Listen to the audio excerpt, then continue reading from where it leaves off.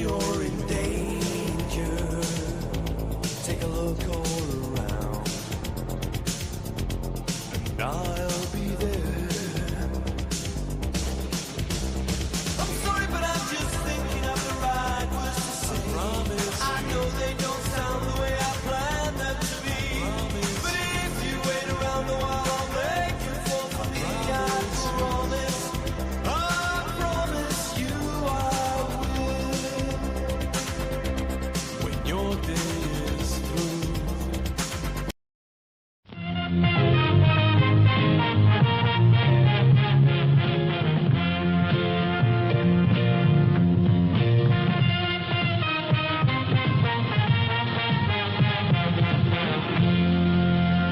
I give the CIA a total credit for sponsoring and initiating the entire consciousness movement, counterculture events of the 1960s. Explore the moon, the planets, and the interplanetary environment of our solar system.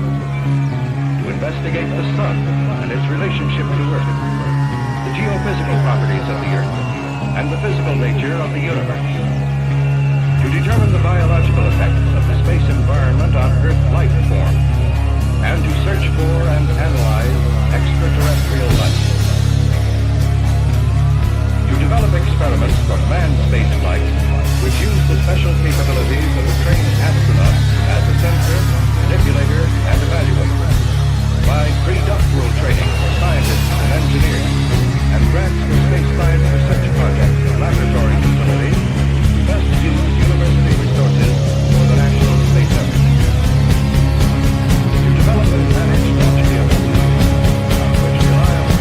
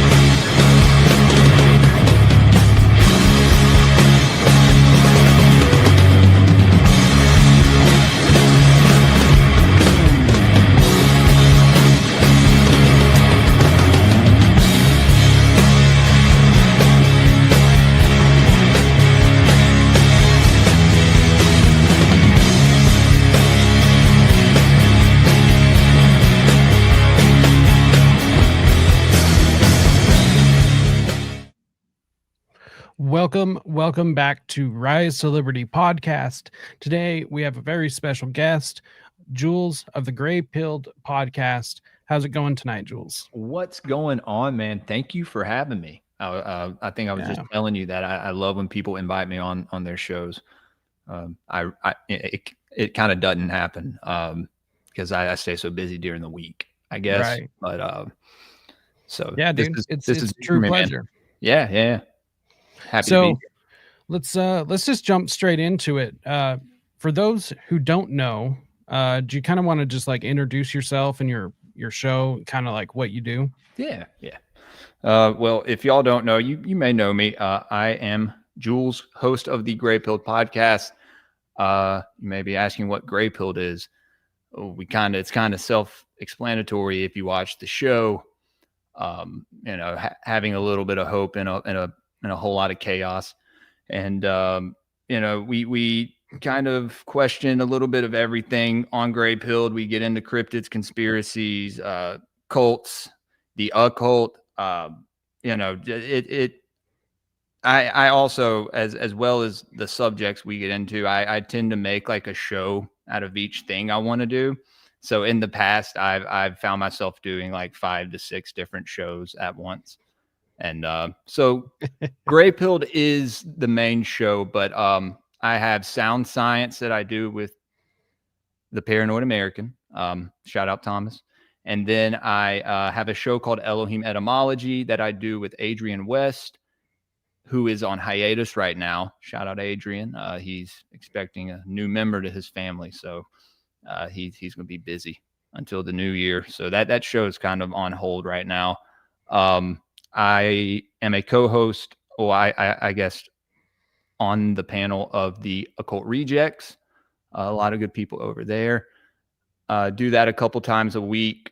Right now, Nick has been going to all these different events. He was in Florida. Now he's about to go to Arkansas for some kind of paranormal. I think like a Bigfoot conference, maybe. Pretty exciting Hell yeah. stuff, man. Really wish I could make it out there with him. So yeah, there's those 3 shows. I do Esoteric Book Review every Saturday with Season of the Rat and Subliminal Messenger. Two guys who I met through kind of doing podcasting, kind of like how me and you met, just through mutual friends. You know, I used to produce for Already Dead, which you now do, and you do a great job of it. Thank you. Yeah, man, for sure. And I kind of it was a mutual thing between me and Jose and them, because I was, you know, getting real busy.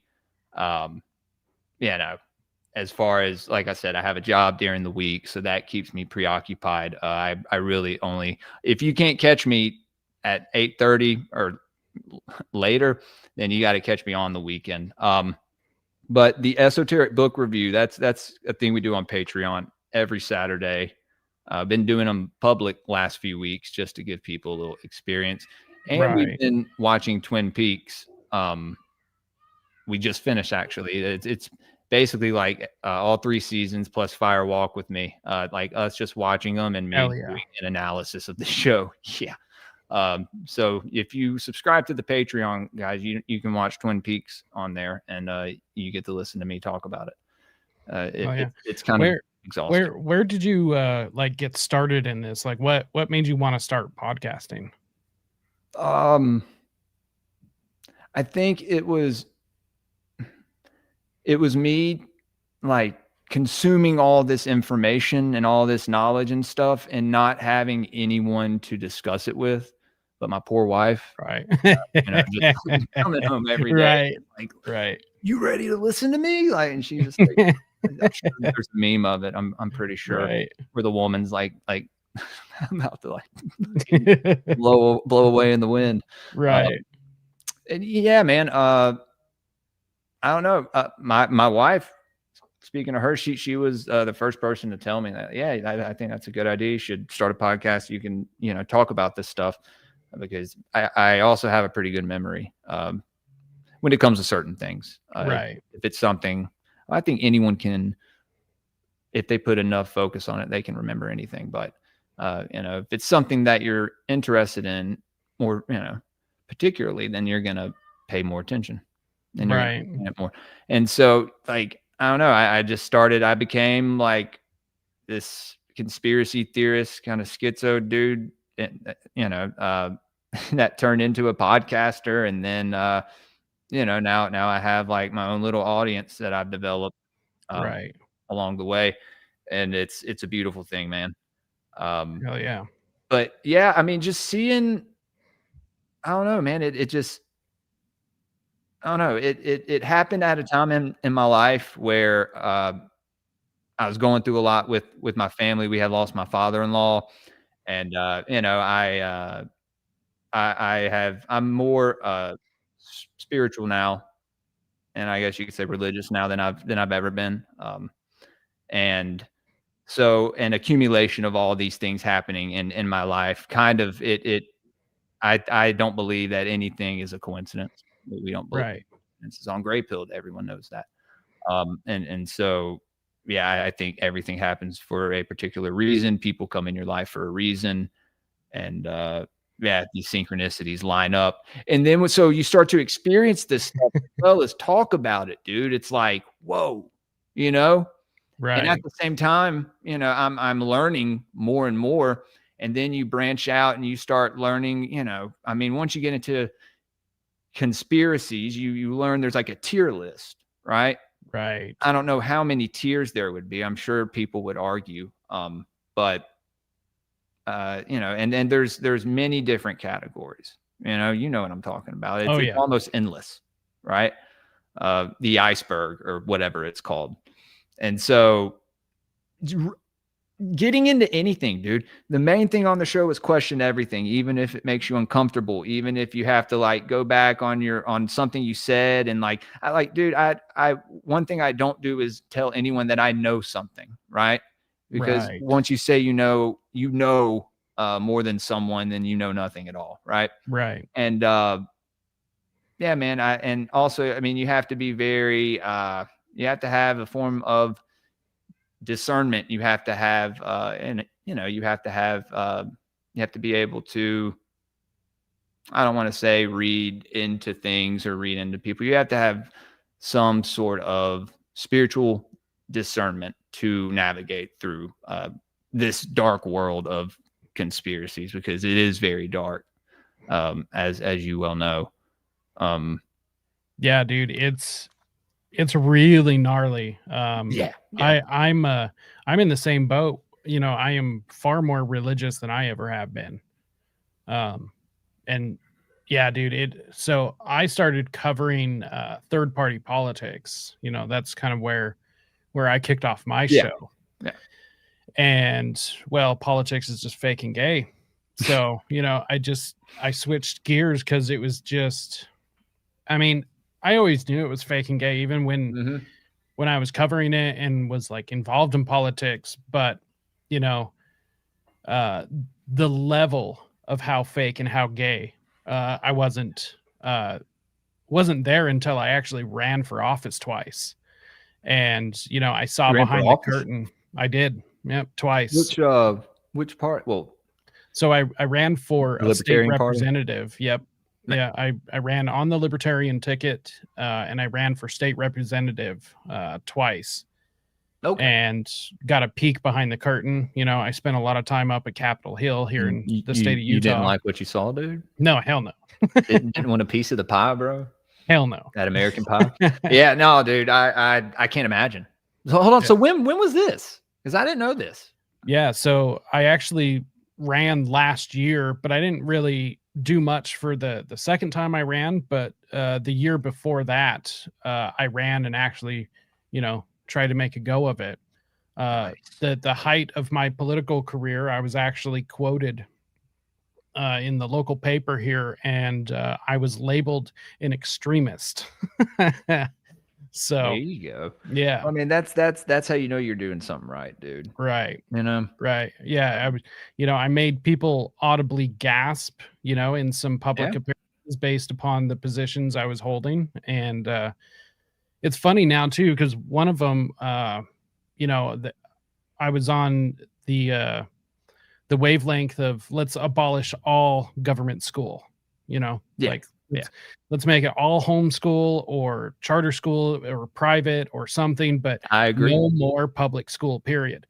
And it was so funny because at the time there were so many people that were just like taken aback by it. But now, you know, the conservative side of the aisle is like really on that idea. They're like, yeah, fuck public school. Oh, absolutely, dude. Yeah. Yeah. So funny. Yeah. We ended up having to take my son out of the school he was going to, put him in private school with help from my brother-in-law. Thank God for him. Because the dude, I mean, I went to public school in Jackson as a white kid, and I mean, I handled it right. Like I graduated, I survived. I wasn't like a part of the school, like especially in high school, you know, but I didn't get picked on or anything, you know. Right. But my son, I don't know. I don't want to put him through that, you know? Right. I don't want to make him have to go and like join a gang or whatever, you know? Right. Yeah, start smoking cigarettes when he's 13. And why would you want your kid to be stuck with a state employee for right. 8 hours You want to a day? give them, you know, you want to give them something better than what you had. Right.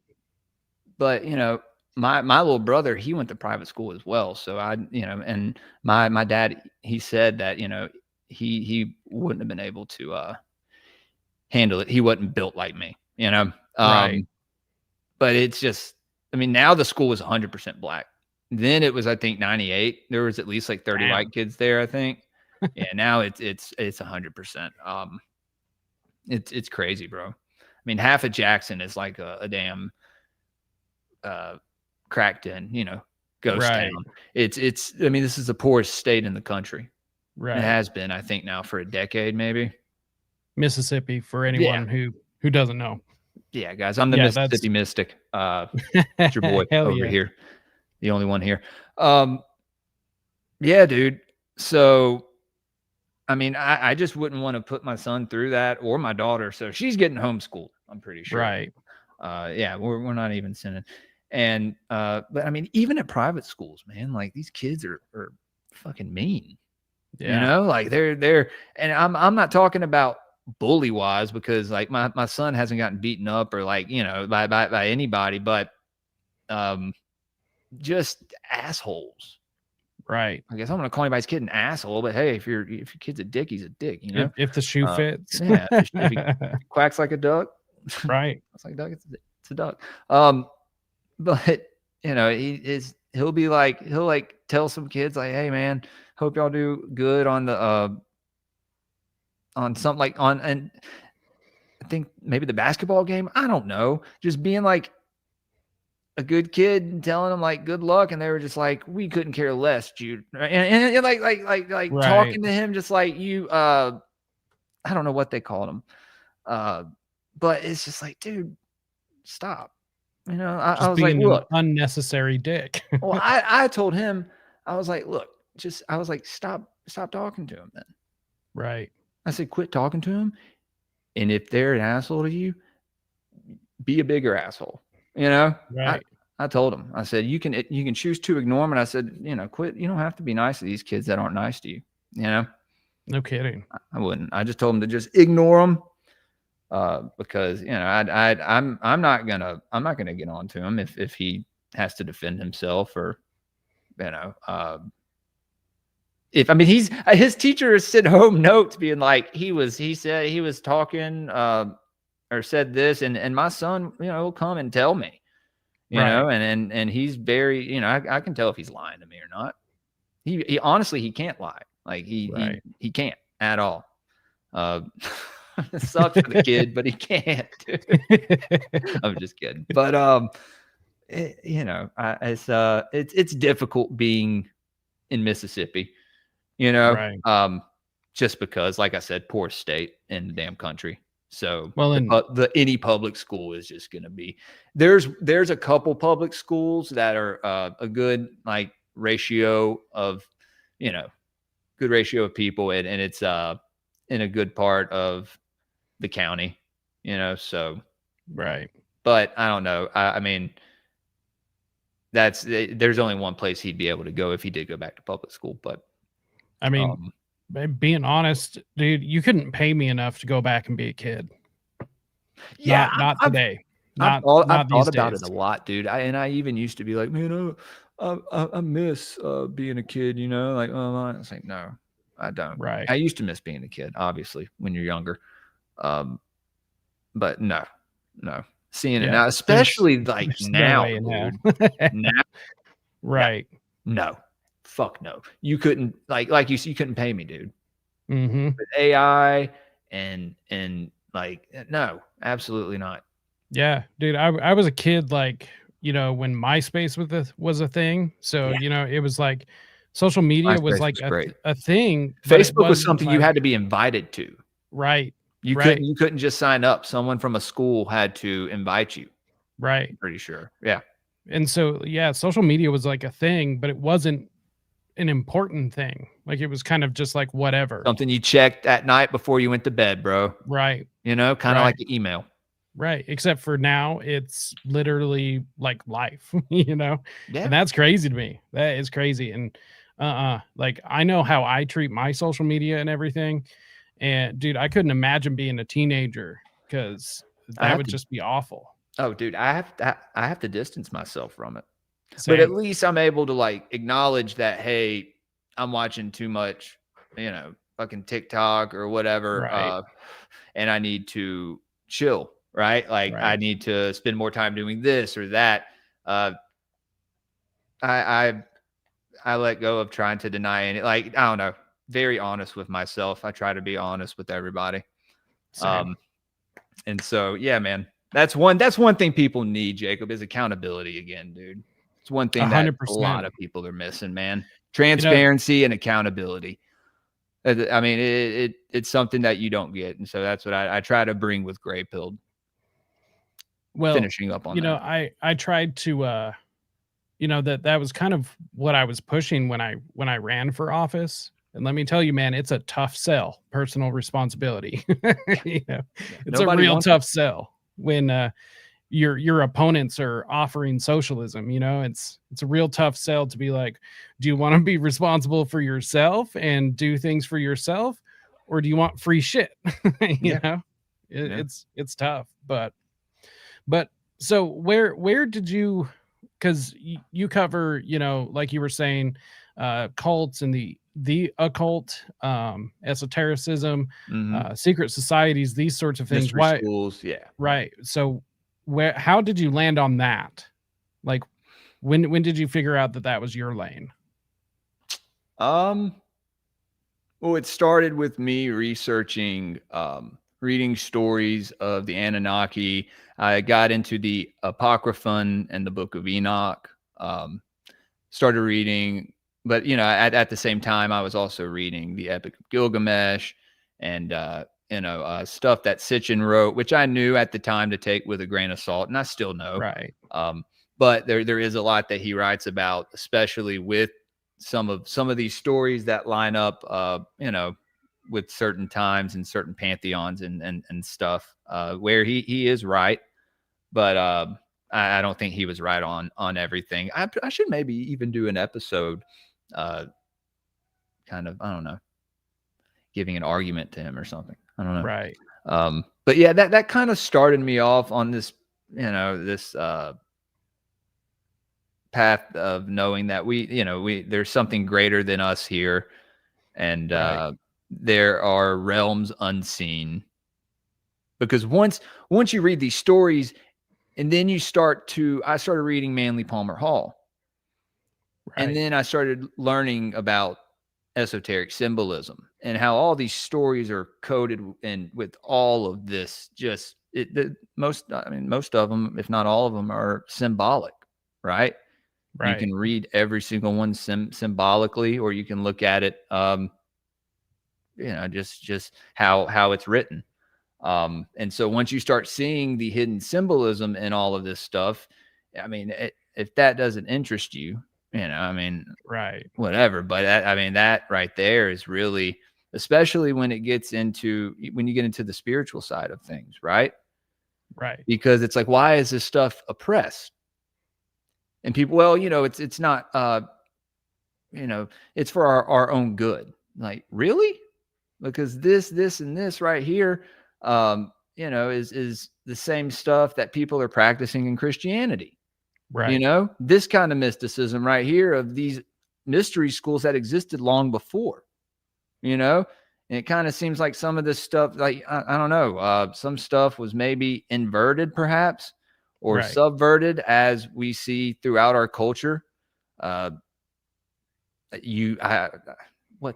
I guess, who can I call? The cabal doesn't, they have, I think, their claws in everything. Right. Right. And so that's why when I say question everything, I damn well mean it, Yeah. No kidding. and it has led to me being uncomfortable sometimes, or questioning myself, my own spirituality, which always usually leads to it being stronger.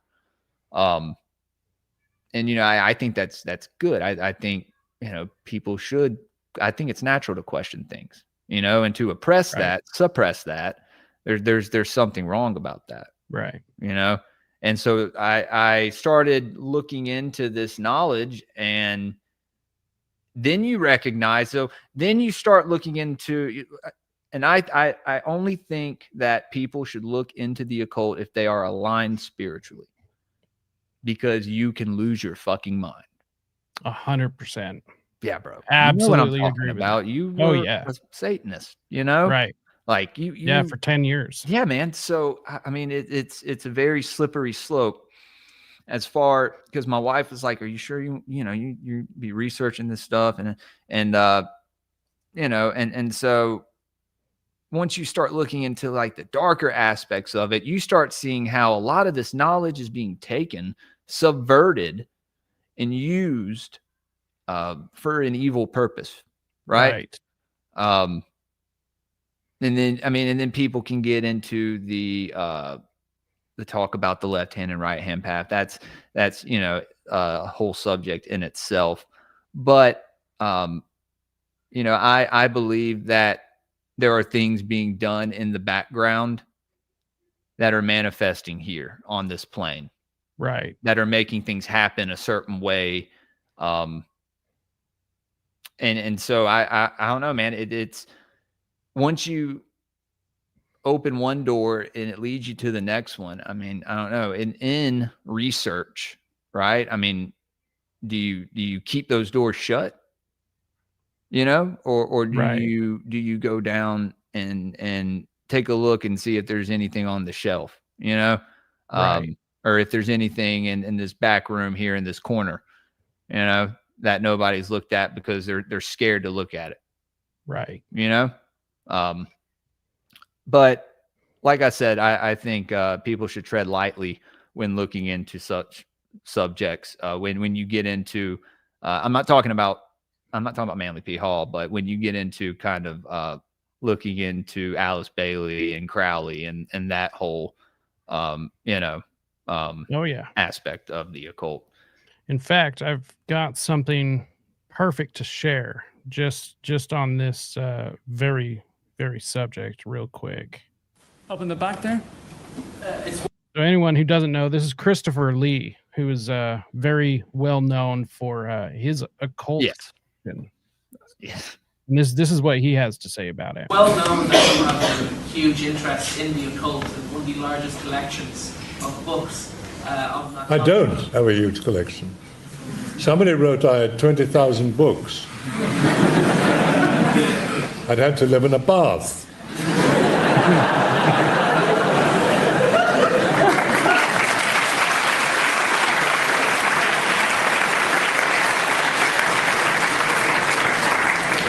I have maybe 4 or 5. I have The Devil Rides Out, first edition, signed to me by Dennis Wheatley. There's a book just come out about him called The Devil is a Gentleman. And I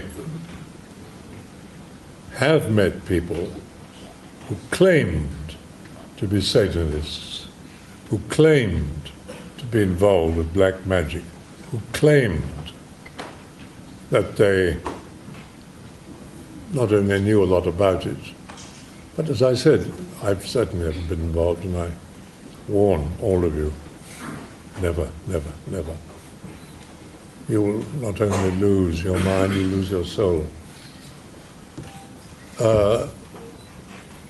I don't have a big library in the occult, no. I know, look, the internet and the media, if they can't think of something to do, they invent it. If they can't think of something to say, they invent it. I don't know who thought that one up.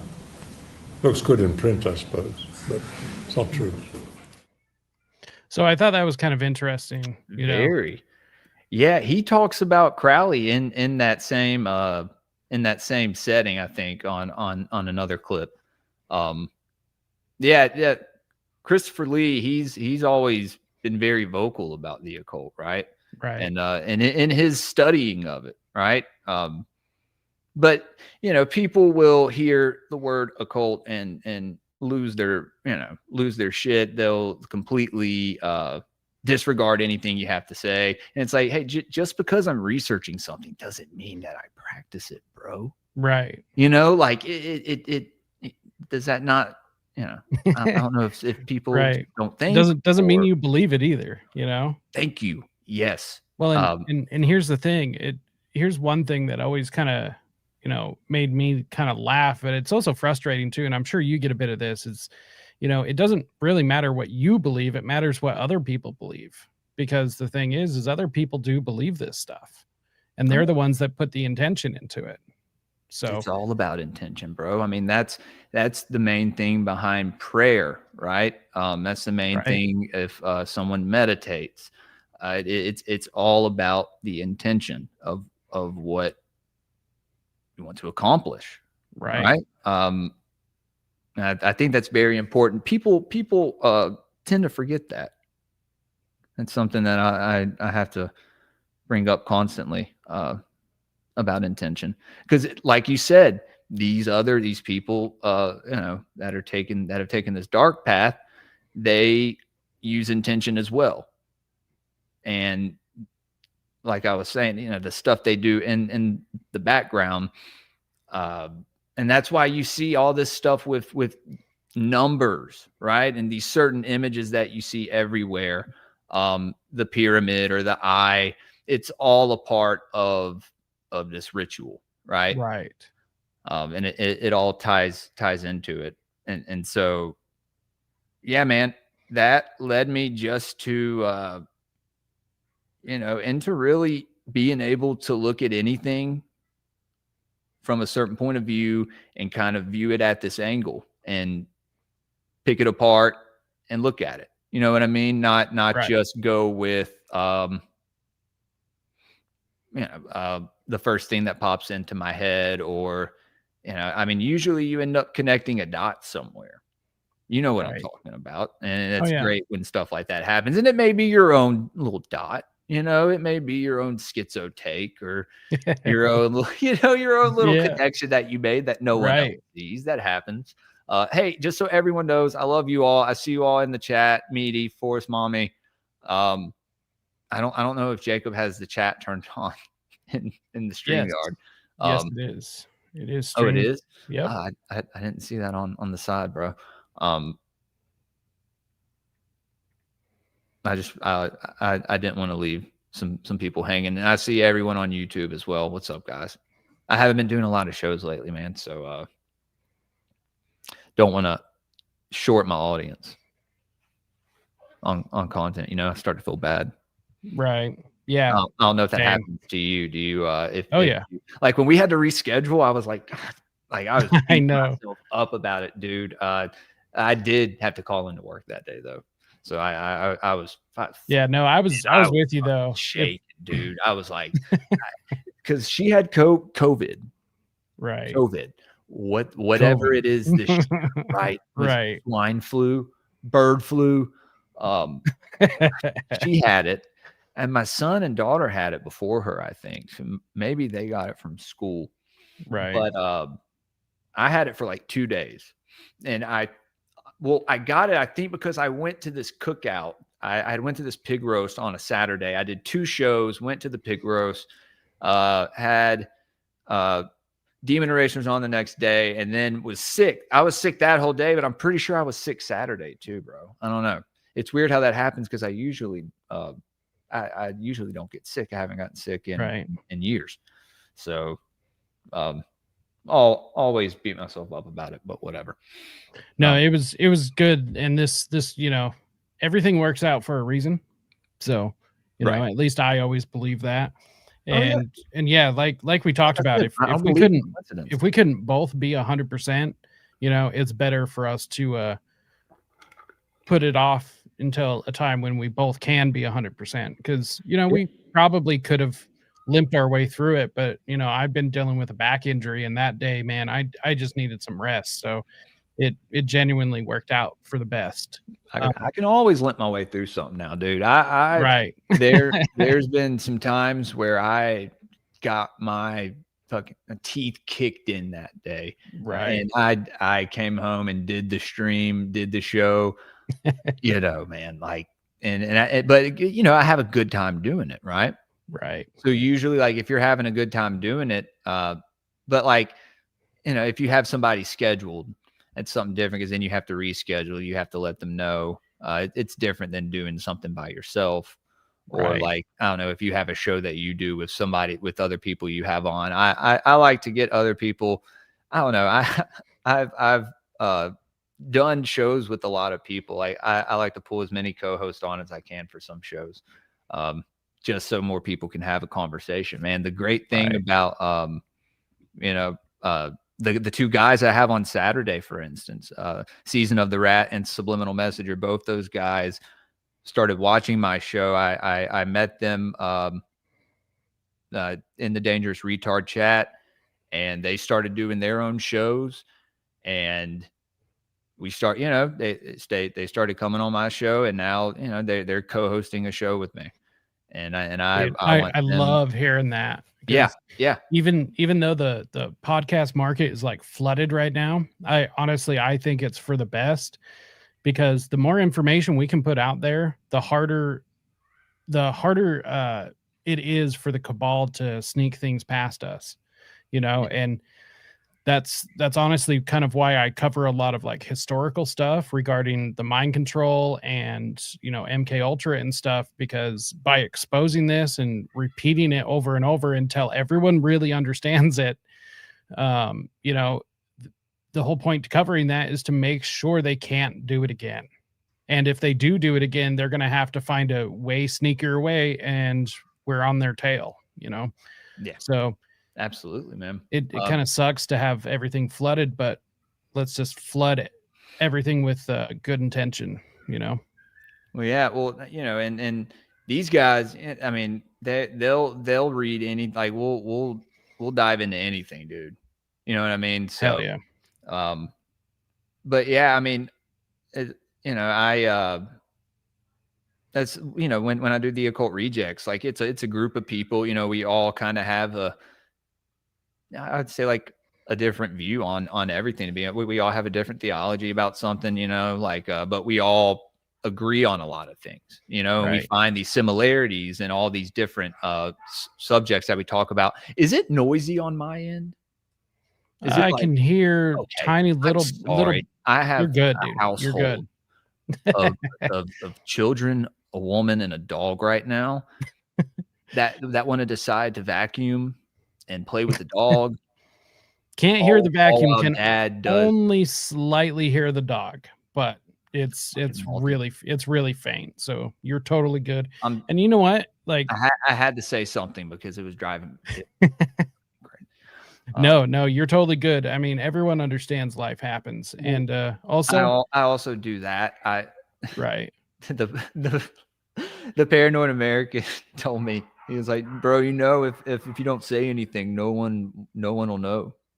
And I was like, okay. Every time I'm He's like, kind hey of right. guys, sorry about the noise, and everyone's like, what noise? What are you Right. talking about? And every time I'm like, damn it, Jules, don't say anything. And you know, I do it over and over again. So Yeah, no, you're take my own good. advice. So one thing I kind of wanted to ask you about is, so the way I view it is, you know, whoever has done this, the cabal, the system, the powers that be, the elite, whatever you want to call them, it kind of seems as though that they have, like, one of the best things they've been able to do, at least spiritually, esoterically, you know, from the occult standpoint, to make, I guess, the average person now believe that this doesn't exist. Or if it does exist, it only exists in the history books and it's not currently happening. What's your take on this? Because it kind of seems as though, you know, we are now made to believe that magic doesn't exist. That it's only something It's that only in the movies, bro. right. Harry Potter, dude. Right. It's And like, that it doesn't exist. These people don't do these things. well, that's the point in putting all this stuff into the culture, right? Into popularizing horror. I Right. mean, we're about to have a holiday all about it. You know what I mean? Right. A holiday, whatever you want to call that. And yeah, man, I mean, they all, I mean, dragons never existed, right? However, they're on the Chinese zodiac. They're depicted in ancient artwork. They're written about in ancient mythologies and stories, and you know, but dinosaurs were real. Never Right. mentioned once. But you know, there's all this stuff. So I mean, in putting this stuff into the culture, I mean, I mean, you know, it's a form of brainwash, but people do start to believe that, yeah, this is only fiction. Right. And that's when people start to turn it into like, they start to idolize it in a way. You know what I Right. mean? Because they don't understand that there's a larger egregore, a larger meaning behind all this stuff, you know? Right. And that's why, I mean, when you see Hollywood, man, and you see like all these people refer to themselves as stars, you know, and I mean that comes from Crowley, but you know, I mean, there's a reason, you know, that they're worshipped because they are. Right. These people are worshipped like demigods, Oh, dude. totally. Yeah, you Totally. don't see it when you're a kid. You know, your favorite band or whatever, or like, you know, your favorite actor or artist, they're probably an occultist. Right. Or they're into it in some form or fashion. You know, I mean, and this guy may have been a psyop in itself, but John Todd said that, you know, David Crosby from Crosby, Stills and Nash told him that, yeah, to be anywhere on the radio or TV or anywhere in the entertainment industry, you have to be an initiated witch, you know? And this was a guy that, you know, was supposedly allegedly in the Collins family, the elite bloodline or whatever. Right. That the show Dark Shadows is actually based on. Right. I don't know if people know that, but yeah, I mean, and I actually did an episode a while back on that with Paranoid American and Ani Asaru, and we kind of came to the conclusion that he may have been like a psyop or something, like some kind of satanic panic thing, maybe. Right. But he did end up like going missing, and no one ever talked to him again. You know?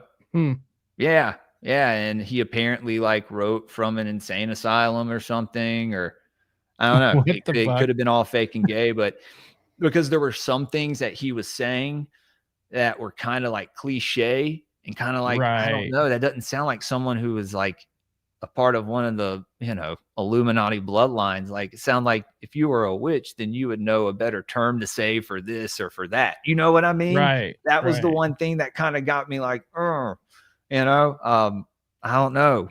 But then again, you know, he did come out of this like, because he was and I think he was an addict. He was a meth addict. And so he had been in this like schizophrenic state for probably years. You know what I mean? Right. Before he finally came to Christ, or he had this divine encounter with God, and then that's when he went to those churches and he started doing the presentations or whatever. And so anyway, that's another tangent, but I don't know if you ever, I'm sure you've heard about that guy. Oh yeah. I've definitely heard about him. Haven't dug too deeply, but he was the first dude to mention the Mothers of Darkness. Right. Funny enough, you know, which the whole Mark Dutroux thing exactly is tied up in. Shout out Austin. Yeah. We love you, Austin. We thank you for your work. No kidding. I feel kind of bad. Austin just got done researching Columbine, and last night I dropped some information on him that he didn't know about. Now he has to go. I felt so bad. A whole new series on it, bro. Yeah, I know. He was just like, "Damn it, Jake, I was done." Yeah, it was great. Funny, man. No, dude. I love Austin. I got to get him back on. He's been on more than anybody. I think he's been on Grey Pilled more than anybody. Hell yeah. Well, besides other co-hosts. Right. Like I said, I've had a lot of shows. But yeah, sorry if I keep going off on subjects you're not asking me about. No, dude. This is kind of like what my show's about. Plus, cool. Okay. You know, I mean, the whole point, especially because I assume I'm going to have you on again. So yeah, absolutely. You know, yeah, I want to get you on. This is like an intro, and I want to get you people on. I'm trying to. It's hard with my schedule, but Right. trying to get some shows together with multiple guests on Right. Grateful. Those shows are always great. We always end up talking about something crazy and having a good time. Right. So, yeah, I'm always down. cool. Always. Okay. Just kind of let me know your schedule on the weekends. Also, are you a musician? So I can play. You remind me I of was, one. I That's was a why drummer. I ask. I was a drummer. So Yeah, I think we may have talked about this before. yeah. I'd like to get you on Sound Science, maybe. I don't know. I don't know Yeah, if that would be fun. you'd be interested in that. Yeah, I actually did a show a little while ago with JJ, not the vice president.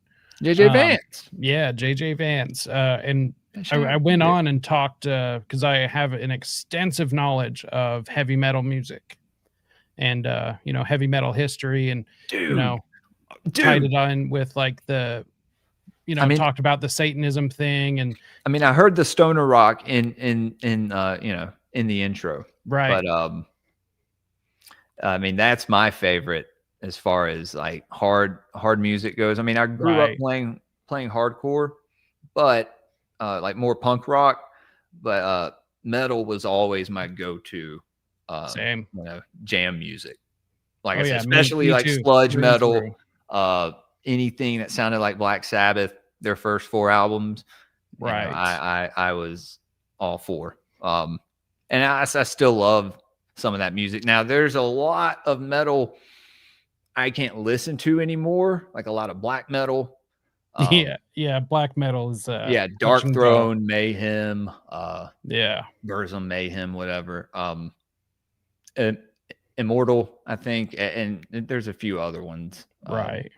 There's and then a lot of death metal, Right. It's just there's I mean, it's called death metal. I mean Right. there's one of my favorite bands was named Death. I have their LP. What album is it? It's called Leprosy.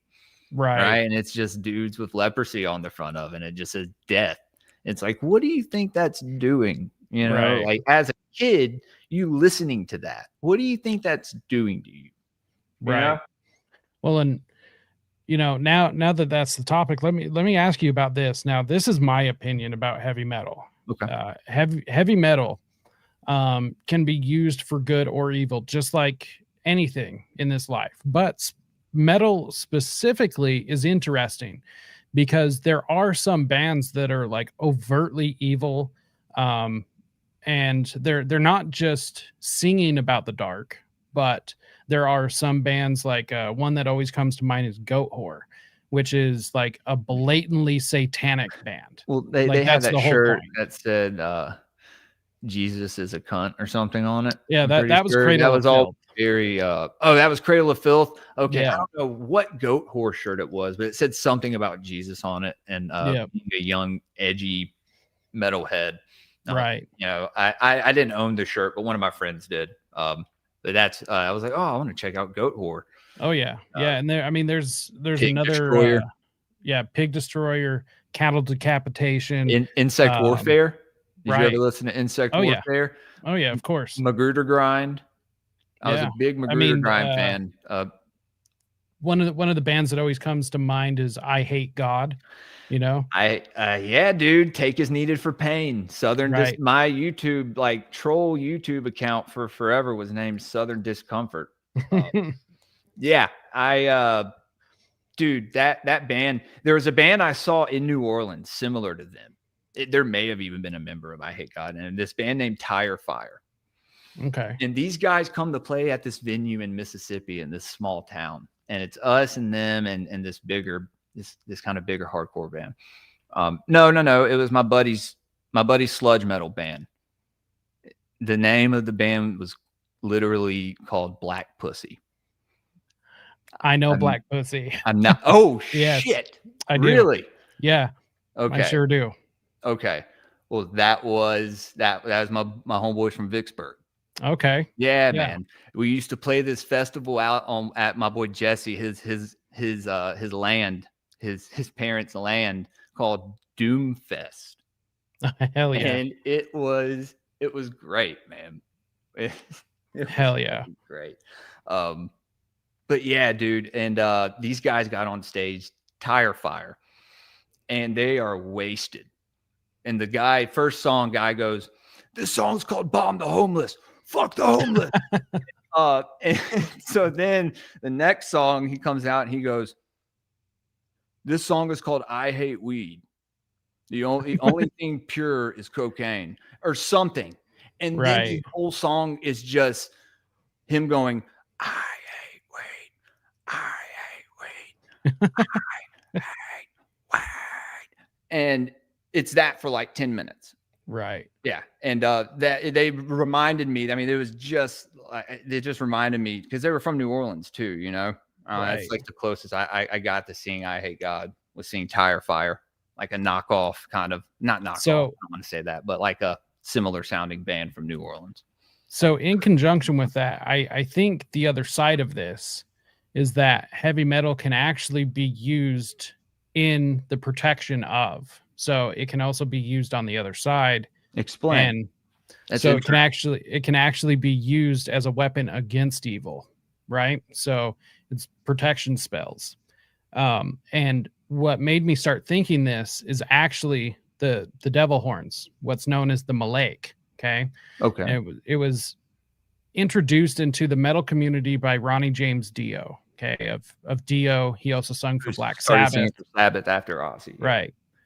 And so what's interesting is the way he describes it is this was something from his grandmother. It's called the Malek. His family is Italian. Now, what it was is you do it like this, it's protection from the evil eye.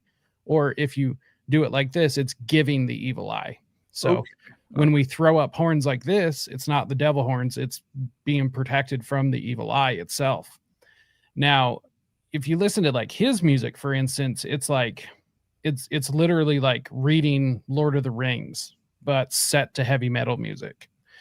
Kind of like Iron Maiden. Right. It's like you're reading some Greek story, you know, Right. from the Iliad or whatever. Exactly. Yeah. So, but there's a lot of other music that is addressing the dark side, but isn't advocating for the dark side, which unfortunately is just a part of life. And everyone goes through dark periods. Everyone needs to understand the dark side to a certain point. So there is a certain amount of that, but then also on top of that, there is protection needed from the dark side. So there's other bands that will sing about the dark side to raise awareness, but then also to protect those from the dark side. One of the bands that always comes to mind is actually Judas Priest. They're one of the bands that I view is their music is actually protecting to push back from the dark side.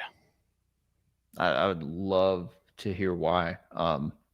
No, dude, that's interesting that you say that. Because there is a dualistic nature to humans. Right. Which, you know, the lower and higher nature of man, known as our, you know, our sin body, right? Right. Represented by animals. And then, you know, our higher nature is like the angel and the devil, right? Right. And killing your lower nature is like slaying the dragon or killing the Right. ogre in these old stories, right? Like the knight goes and he, you know, climbs the tower, right? That tower is very symbolic, you know. He like climbs the tower to ascension and saves this princess or slays this dragon and then is better off for it or then gets knighted, right? Like, and that's when you get into like King Arthur and the Knights of the Round Table and you figure out that all these knights were like mystics, you know. Right. They were initiates, and that the order was a Christian order, you know. Right. And so that stuff is fascinating to me. Also, after learning that I'm like 83% English, like straight from England, Right. you know, it's I'm curious to know if, you know, have some kind of blood memory from back in the medieval times or something. I do think we carry a certain amount of memory in our genetics, like we have DNA. to. Yeah. I mean that's kind of like the point of our genetics, right? And that does get passed down because like I have Irish genetics mixed in with a bunch of other European, but I always make the joke that one of the reasons why I always fought back against authoritarianism is because of that Irish blood, 800 years of oppression from the English, Yeah. So it's like, I thought that I was actually more Irish than English, but turns out I'm not that Irish at all. I'm mostly English. I'm more Nordic than I am Irish. right. Yeah, I'm more Nordic and more Swedish than I am Irish. Interesting. So, yeah. It's very interesting, but that's yeah. And so it's cool to think about that there was some dude thousands of years ago that may have looked just like me. Right. Some knight or some he may have been a mage or something. I don't know. Right. He may have been a peasant. Who knows, man? I don't know. Maybe a king. So really, I mean, to bring it back just a little bit, my theory, no, you're good. My theory kind of comes because throughout history, we've always used music for different purposes, right? And that hasn't changed, which is why, in my opinion, like you can listen to pop music, right? And it's some of the most satanic music out there. Oh man. But it doesn't sound like it, And that's kind of the joke too. Like they even made that joke in Little Nicky when he was playing Chicago. Yeah. Yeah.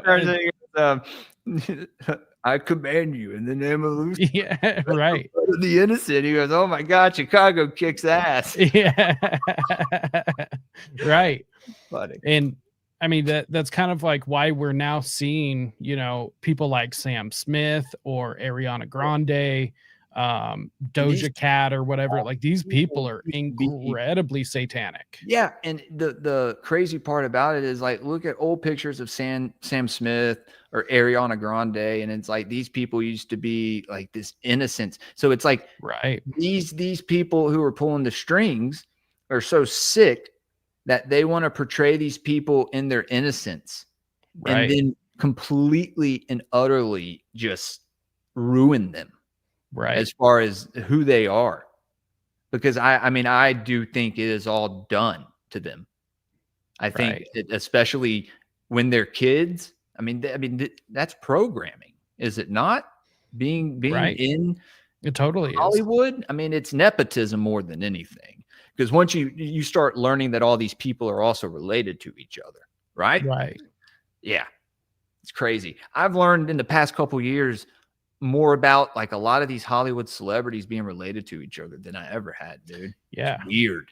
And definitely related to politicians and other heads of state. And so you look at that and you're like, why is it that all these people are like, man, I mean, it, like I said, no coincidences.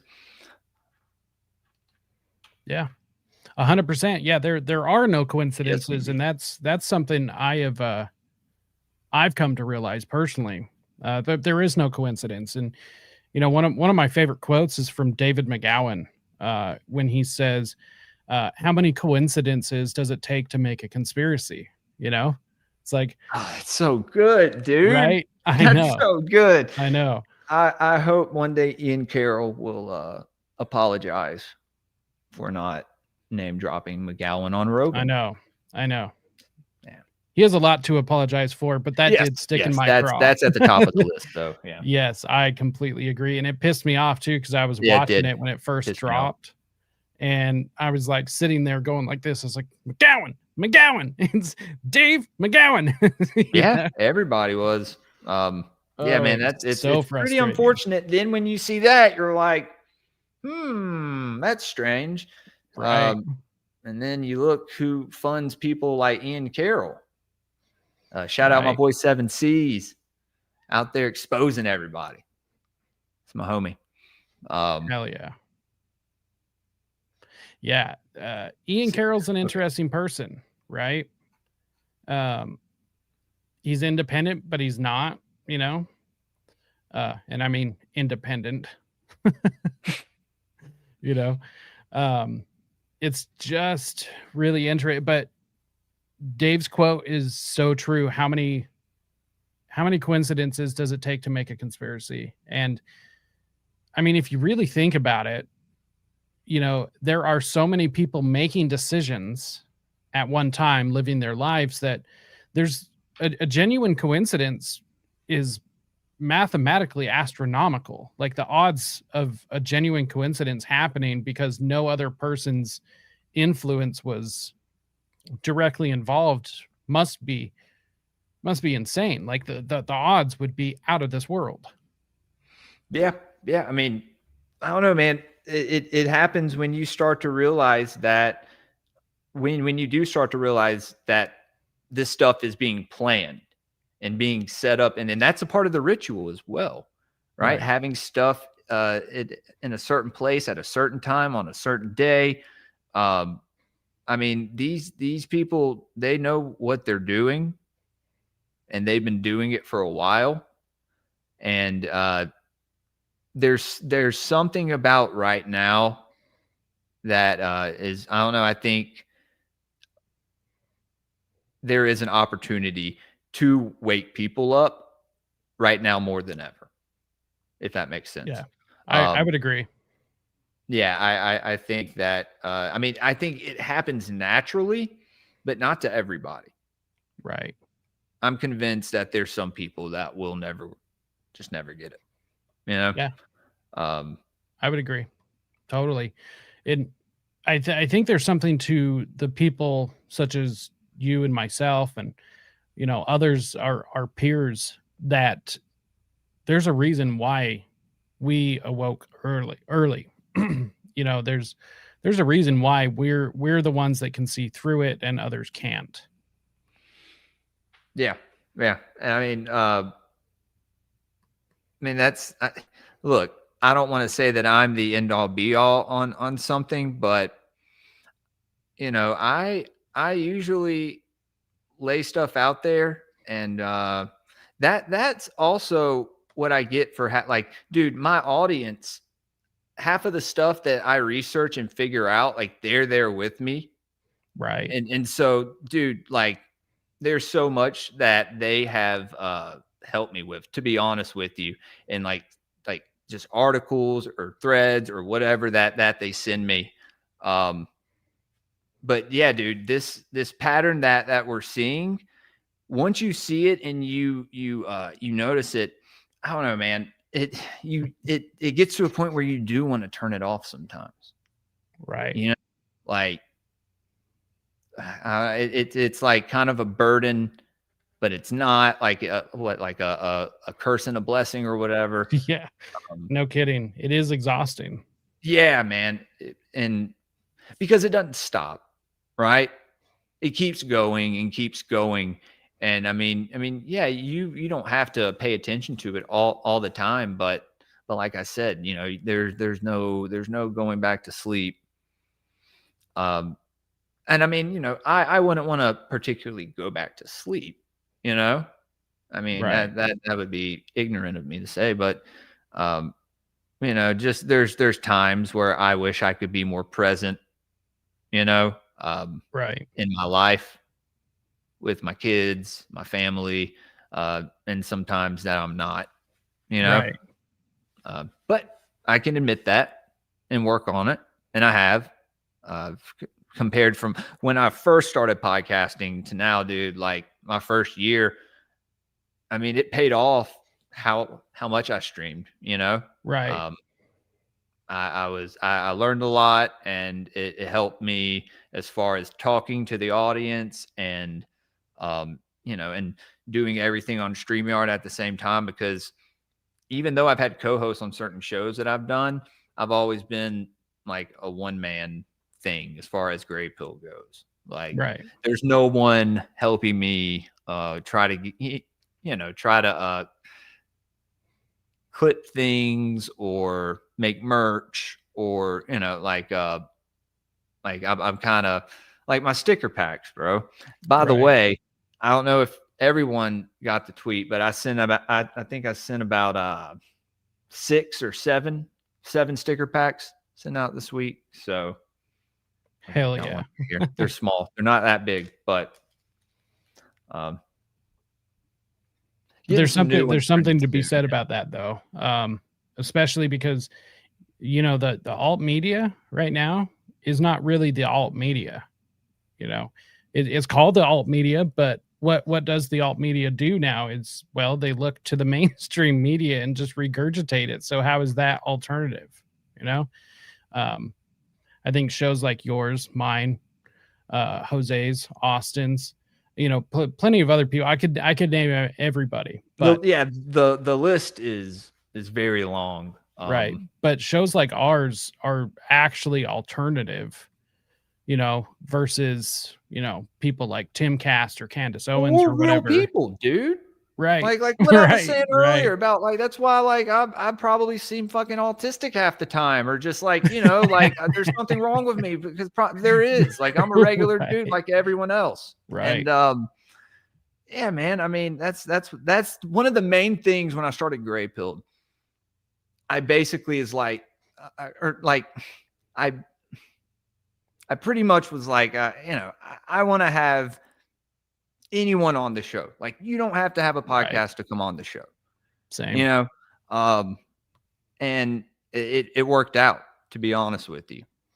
And that's one of the great, that's one of the Patreon perks. If you sign up for like one of the higher tiers, you get to come on and basically make an episode, like you can do your own episode on my show, and I'll host it, and Hell yeah. sit there and we'll talk, and like, I give people that option if they want, so so y'all know, patreon.com/graypill podcast. You want to support the show, all the links are in the over episode there, guys. description as well. Jeff Anderson, everything you guys are saying, they already said earlier today on The View. Yeah. Where do you think we saw it, Jeff? Right. Yep. I mean, eventually shit rolls downhill. Yeah. Oh, that's funny. But yeah, dude. So that's one thing right now that I don't like is the fucking AI. The Sona AI, don't like it. right. I don't like it. I'm not going to use it. I don't like it. Yeah. It's creepy, dude. It looks incredibly real, but once you watch enough of them, you can tell. There's something you can off. tell. Yeah. It is weird. But now I'm watching stuff and I'm like, okay, is this fucking real? Because this seems Right. fantastical, or that this isn't really a good view or angle on the camera. But like, I don't know, is if this is fucking fake or not. Right. Well, and like, I thought a video was real the other day, and my son was like, "No, Dad, that's AI." I was like, "You're fucking with me." He was like, right. "No, look," and I was just like embarrassed. I was like, "Oh, the post-truth world, ashamed." One thing I do want to bring up real quick, and actually, I'm glad that you brought it up, Bobo. So we were talking earlier in the morning dumps chat about doing a list of recommended books. And so to answer your question, Bobo, no, I have not had a chance to bring it up to the guys. However, I did want to bring it up to Jules, because I think he's an important person to bring the idea up to, because then he can have his input on recommended books. Because I think if we're going to do a recommended reading list, it should cool. cover all angles. Hell yeah, dude! Hold on. So you are you starting this, or is Austin or Jose? Well, somebody brought it up in the chat, and I said I was going to bring it up to Jose and Austin. So it doesn't really matter, I guess, who does the actual recommended reading list, because I kind of figured everyone in the community is probably going to share it around or whatever. And I think that there should be, input from people like yourself, people of different disciplines, because we all kind of have different spins on this parapolitical esoteric stuff. So I think, that's what's great about it, dude. It's Right. like I love when someone doesn't have the exact same view as me, and I don't think that everyone Right. should. That'd be pretty boring. We all had the same Right. view. But as far as like the bigger picture of most things, we all align with mostly. Right. Like a a lot of stuff that I kind of see myself not agreeing on people with is usually something very small. Right. But dude, I mean, I do an esoteric book review. I say we do me, Season of the Rat, Subliminal Messenger, and Nick from Occult Rejects. He jumps in there most of the time. So yeah, man. Hell yeah. I have a ton of books that we put on a list. Yeah, I think it would be really interesting. And like I said, I don't think it really matters who like hosts it, but I think like what's a show? important. No, like Oh, you host mean like the hosting the list. list? Got Yeah. you. Got you. So I don't think it really matters like who puts their name on it, but Yeah, no. just I I think don't what care. matters is that it comes out of this community, because here's something else. And I also kind of wanted to get your take on this because, we're in this media landscape where people are burnt the hell out, right? They're sick of being lied to. Everyone knows that there's something wrong. Mainstream media is dead. Alt media is dying. I think shows like ours and a lot of our peers, we're on our way up. I hope so. I like it. I hope it just so, dude. seems like, well, I mean, we have nowhere to go but up. I know. I'm just right. Yeah. Like these, like you said, we're real people, Yeah. and yeah. people are so hungry for that, especially because of the AI, especially because of just like the rigorous and then format. they're finding out that all these people that they think are like genuine or they're getting paid $7,000 a tweet. Right. Yeah. From a particular country. Yeah, from Israel. a certain someone. Right. So, I do think that the future is bright for people like us. I don't think we're ever going to be into the club, and I'm okay with that. I don't want to be a part of the club. I would rather be like PBS. Right. I would rather be like PBS, viewer and listener funded. Yeah. I don't want to take the $7,000. DIY, dude. That's one of the, I mean, that's what I grew up in is, with the punk rock and stuff, just playing in bands. Like, most of the venues that we would play at was somewhere that, it was something set up, by some other kid. Right. In his garage or at some church or at a fucking Boy Scout place. Right. Anywhere. And, you'd have like all your merch tables set up and, people doing their own thing, and it didn't have anything to do with any label or security guards there, or right. You could go outside afterwards and have a beer with the band, right. and hang out and hang out with me as a teenager. Right. Which I was pretty eccentric and exciting as a teenager. Same. I'm pretty much the same. Dude, I was fucking life of the party. Very, very much a social butterfly in my younger years. Not so much now. Right. I mean, I'll talk. If you get me talking to you, I'll talk to you. But I'm more introverted now as far as like in person, unless you know me. So Right. I guess I'm not. I don't know. Maybe I am. I don't know. One thing I wanted to ask, so especially because this is our first stream together. It is, dude. If it is.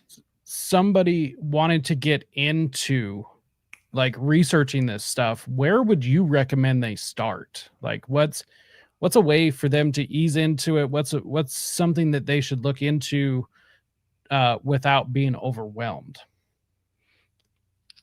Well, I mean, you can always read what's his name? What's that book that I read? I'm blanking. Give me a second. I mean, particularly, I mean, you can read Secret Teachings, but I mean, that's the reason I bought these smaller volumes, these treaties that Hall put out. I mean, that most people put out. You know, it's like a smaller collection of a much larger piece of work. You know, Right. I would say just like, I don't know, man. If you want to start researching occult symbolism, you can buy. I'm pretty sure. What's that other book? Fritz Springmeier. Okay. What's that book called? Be Wise as Serpents. Yeah. That's a pretty good book. But I'd say, I mean, Hall is really what I started reading first. Now, I don't know if it's going to overwhelm anybody, you know, Right. because I kind of didn't really think about that when I first started reading the stuff. But I mean, that's some pretty good stuff to start out with. Is if you like get Bloodlines of the Illuminati or something, those are all. I Right. mean, that's always a good way to start to understand how like these families work as far as how they're all running stuff, you know, and they're all intermarried to each other. Right. And I mean, you can see that. I mean, it goes back into the kingdoms of, you know, certain kingdoms of Europe, right? Right. It's not a secret who a lot of those bloodlines were. The Venetian banking families, and you know, so if you can break that stuff down, it kind of, you know, it kind of lets you know what you're looking at there. But occult symbolism, man, like you could get Secret Teachings and kind of, I mean, the index is pretty damn big. Right. Also, Isaac Weishaupt has a great book. He has a few good books. The book I first got by him is called Sacrifice: Magic Behind the Mic, and it's about sacrifice and symbolism all in the music industry. And God, I'm trying to think of more books. Sorry, bro. No, you're good. You're good. I was gonna name a couple, but they're not. It would definitely overwhelm people. I had to rethink it. So one person that he's talking about, Isaac Weishaupt, he actually has a really neat YouTube channel. Yeah, occult symbolism in popular culture.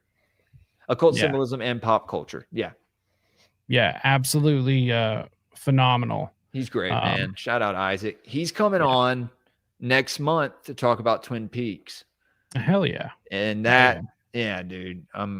Yeah, Isaac is so great. I love watching his show. Oh yeah, Absolutely great. yeah. Isaac actually every morning. That's when I when I get to work, I put him on first, dude. Hell yeah. Always have.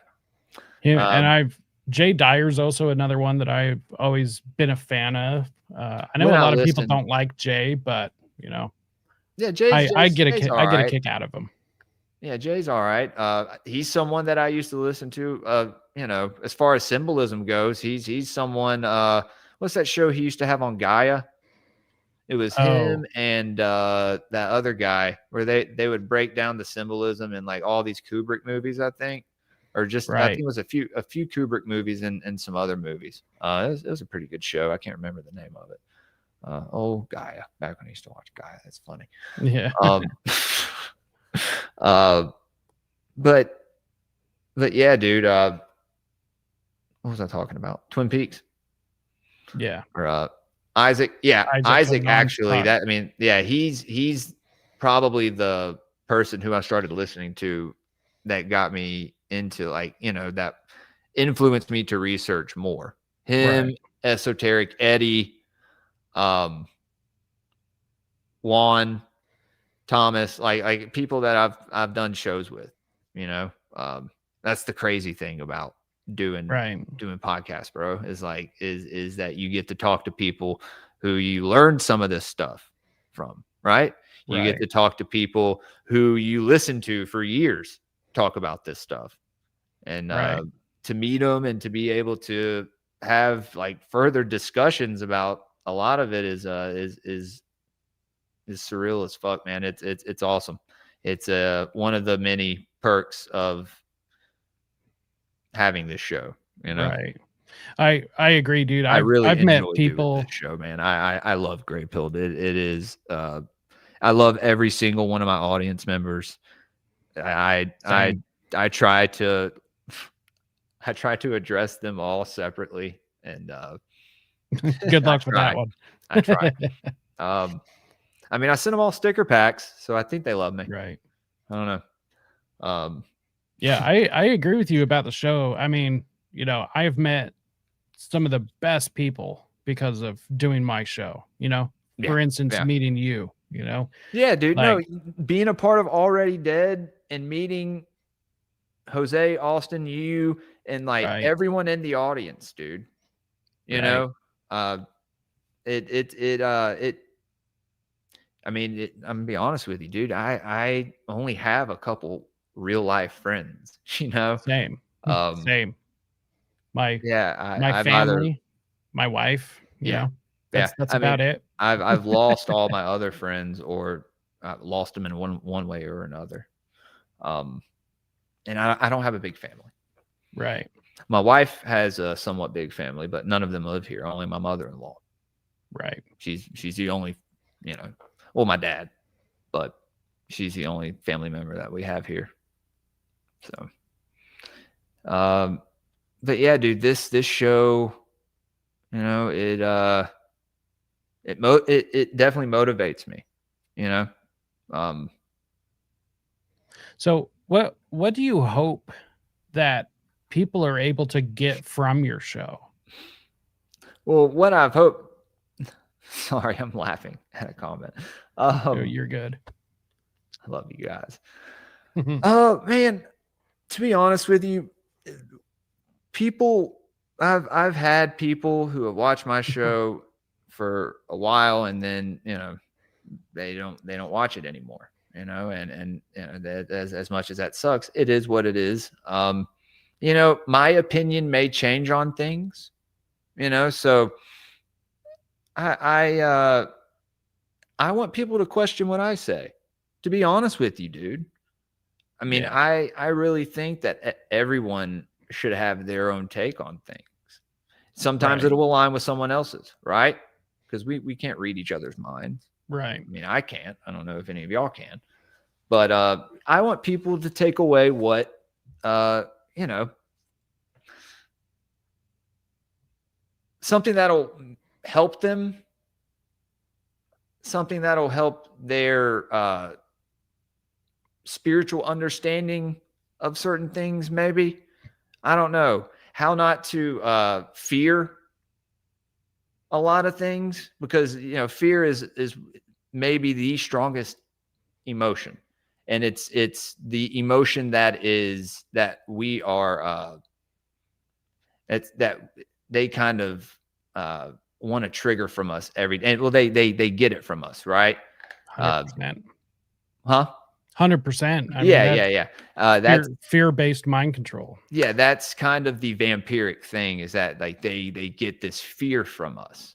I think that is the energy that they get. But people, you know, who are in states What up, dude? of fear. What's up, Jose? Well, first off, you'll fear if you'll never understand something if you fear it, right? Right. So how can you even overcome what that is or fight against it if you don't understand it? You know? Right. So yeah, man. I mean, that's something with death, you know? I used to fear death. I don't anymore. I know death is certain. Would I be surprised if someone ran in here and put a gun on my face? Probably, yeah. But like, you know, Right. I wouldn't I don't think I would, I don't know. I don't think I would beg for my life, and you know, just if they're gonna kill me, they're gonna kill me, you know, or if anything you know, That's kind of just kind of let. I mean, I think I'm still here. I think here's the thing about me, bro, is I have like this guilt because I thought I was gonna die at a very young age back when I was on drugs. You know what I mean? Right. I used to be on heroin, dude.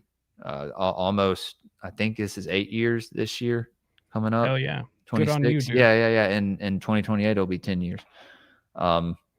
So yeah, dude, I mean, I have like, and I got in a real bad car wreck before I got clean and stuff. Like one in which I had a very spiritual experience, and I think like witnessed an angel, something that kept me in the car. I flipped my mom's Subaru off the interstate with my wife in it. And it exploded. It was like a movie, dude. It exploded 30 seconds after they pulled me from it. It was the only part I remember was waking up upside down, or like just I couldn't move, and this black lady was just crying on the phone, and she was just like, I don't know if they're Right. alive, you know. And I saw my wife get pulled out, and she was screaming for me because she didn't want to leave me there. She thought I was dead. Right. Yeah. And because she was like, the car's going to blow up. The car's going to blow up. Or, you know, and then they pull me from it. And like, not even a minute later, it blows up. And, Ooh. yeah, dude. Yeah. Woke up in the hospital, just like fucking just, oh man, that was wild. And so, yeah, dude, I mean, I'm still here. But so my wife said that I didn't get thrown from the car. I didn't have my seatbelt on though, dude. The seatbelt didn't break. Right. The seatbelt was there. I saw the seatbelt after the car burned up. The seatbelt was still attached on there. It didn't break off. Right. So I didn't have the seatbelt on, and something kept me in a flipping car. You know, the fact that you made it out, I think is I've proof of something all watching over I you. can say is this, man. It was around that time that I did start to go to church, and people started, you know, I had a spiritual experience, you know. I Right. felt the Holy Spirit, I think, for the first time. And you know, it was something that I never expected to really feel, you know. Right. But it was something that was beautiful, and I couldn't explain it if you haven't felt it, you know. Something that felt way better than drugs, you know, Right. man. But yeah, so yeah, that's what, you know, kind of, because before that, dude, I was an atheist. Right. You know, I was, you know, an atheist my whole childhood, my whole teenage years and whatnot. At the same time, like, you know, making very dark music, intentionally dark, and being on drugs, and being, you know, just not in a good place, man. And so I think, I don't know, man. I think I'm here because I have kids now, you know, here to obviously take care of them. You know, be here for my wife. And, you know, so I at the time, it was just, I don't know, man, it was real weird for me, to be able to, and I was telling my wife, I was kind of telling her this the other day, you know, it's like, now I've been out of trouble longer than I was in trouble. It was the Right. opposite, dude. From when I was like 15, or I'd say like 16, 17, until I, like right when I turned an adult, I was basically indicted for things I did when I was a teenager, dude. Yeah. Right. Yeah. And that started off that whole world, right? World of crime, drugs, all that stuff. Very low vibrational, very dark shit. Right. And yeah, man.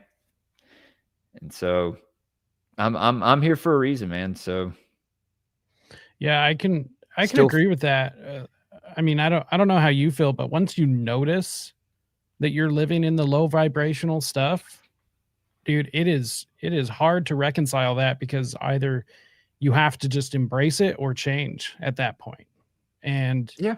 you know, I was kind of, living the same way, being a Satanist and everything, which is totally low vibrational You could have called you nonsense, probably could have called me a Satanist. Yeah. I mean, to be honest with you, me and my wife. I mean, at the Right. time, especially when we were rapping and stuff, dude. Yeah, it was Yeah. dark shit, bro. We're not I gonna mean, get into that. most people, I kind of talked about this on Already Dead last night. Most Satanists you meet are actually just atheists. It is an Yeah. atheistic um Well, it's belief this like system, but this service to yourself, right? right. This No you're no serving gods, no yourself, masters. right? But you are You are serving a a god lower itself. nature. You know, Right. you're serving your lower nature, which is part of the macrocosm. I Right. think, right? Right. There's you, and this is your divine spark, right? That the 100%. Creator instilled in you when He created your soul. When Right. and this is viewed in the astral realm as a flame. Right. And some people's flames, I mean, some people have blue flames. What is it, like more whitish, yellow? I think there's like hues of this flame that people have, and apparently it's like spheres of consciousness. I think, Right. and but yeah, man, it's it's crazy, dude. But the more you learn about this dark shit, the more you kind of you do realize that there is something on the opposite side. You know what I mean? But it's not what we're told. They Right. want to assign you this entity to fear.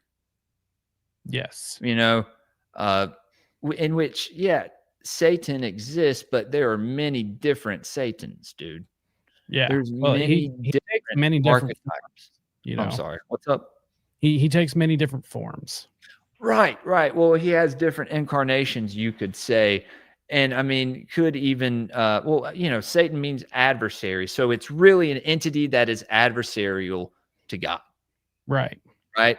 Yeah. The Antichrist. Right. And so, yeah, dude. I mean, I always forget that you were a part of that, by the way. Yeah. Always forget. Yeah. That's crazy, man. Yeah. Honestly, it's kind of hard looking back now. I bet, dude. No, I bet that's weird to look back on. I can imagine, man. Yeah. Yeah. I mean, I can't look back and see myself as a fucking rapper. Are you kidding me? Right. But I was. I got to a point where, just looking, inward on my life, and also looking outward at the world itself, and I'll tell you, so outwardly, one of the things that got me was the whole transing kids things. That's absolutely when I saw that, I was like, oh my God, that's just pure evil. Like, yeah, that makes me want to take people out back. Right. Yeah. Right. And that it's like, that is objective evil, in my opinion. I think it is even for adults as well. I just view it as human experimentation. And, I do the whole MK Ultra stuff. And so I'm very familiar with, this illegal, unethical human experimentation, and, it's still happening. So that's just one of the things where, if objective evil exists, then objective good exists. And that's just a reality I had to face. Right.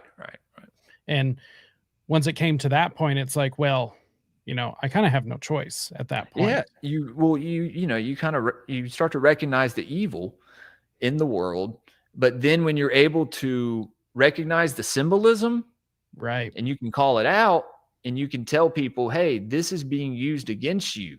Like this is black Right. magic, and it's being used to infiltrate your thoughts, and don't I don't know, don't play with this, or don't watch. I don't know, man. And that's something else, is that there's so much put out there. It's like, what is safe and what's not, Right. How do you delineate between the two? Yeah. Well, just I would suggest not partaking in any kind of divination. Right. Right. I don't know. That's my opinion. You know what I mean? I'm just not, but I always look towards the sources, like right. I'm Right. really careful with the things that I consume out of Hollywood.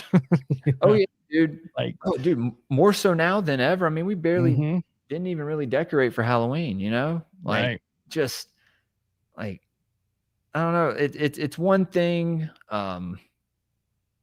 like having skulls as any kind of decoration, but the intention of putting the skull out there is it Right. represents death.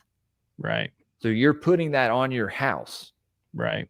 And what you're doing, if you're putting it on your door and you have a sign that a mat on the bottom that says welcome, you're saying like, welcome death. Right. I mean, that's what I interpret from it. Maybe not. Maybe the intention isn't there. I don't know. It's like, are you trying to be spooky, or like, I don't know. I know Right. it sounds silly, but No, I mean, there is intention maybe a behind it. factor. And for instance, it's really interesting. So the skull thing has been interesting to me. So I know I it represents more death, but right. when death is represented, it's represented by a skull, right? Oh yeah. Yeah, and bones, but Yeah, it's skull and crossbones. And Right. that's also interesting too, because I mean, regarding like a skull, it usually depends on what it's paired with, is what matters. Because like, at least from my understanding. So I also in my late teens, early 20s, I was a tattoo apprentice, went through the whole thing, worked in a couple of different tattoo shops and everything, cool, which is man. why I'm I all didn't know tatted that, up. dude. I Yeah. learned something new about you every time we fucking talk. Right. Straight And up, dude. I learned from a award-winning Japanese tattoo artist a lot about Japanese culture and everything like that, and how to structure Did he Japanese, have the fucking yuk- chest piece, like the body piece? Yakuza suit. It's so No, sick, dude. he actually did not have any Japanese tattoos himself, Oh, man. which is interesting. But Yeah, their tattoo culture is wild, right. bro. I And love so it. Yeah, it's great. in the tattoo culture and in Japanese culture, skulls actually represent life because of a memento mori thing. So it's like Interesting. It makes sense. you remember life through recognizing death. Well, yeah. And so That's what I was saying earlier, is that humans have this dualistic nature to us, right? Right. Yeah. Right. The angel and the devil Yeah. And on your shoulder. I think there is something kind of interesting about Halloween itself. So it is a satanic holiday. But that was picked up by the Satanists after Halloween was like established here in the States. Yeah. I was gonna say I think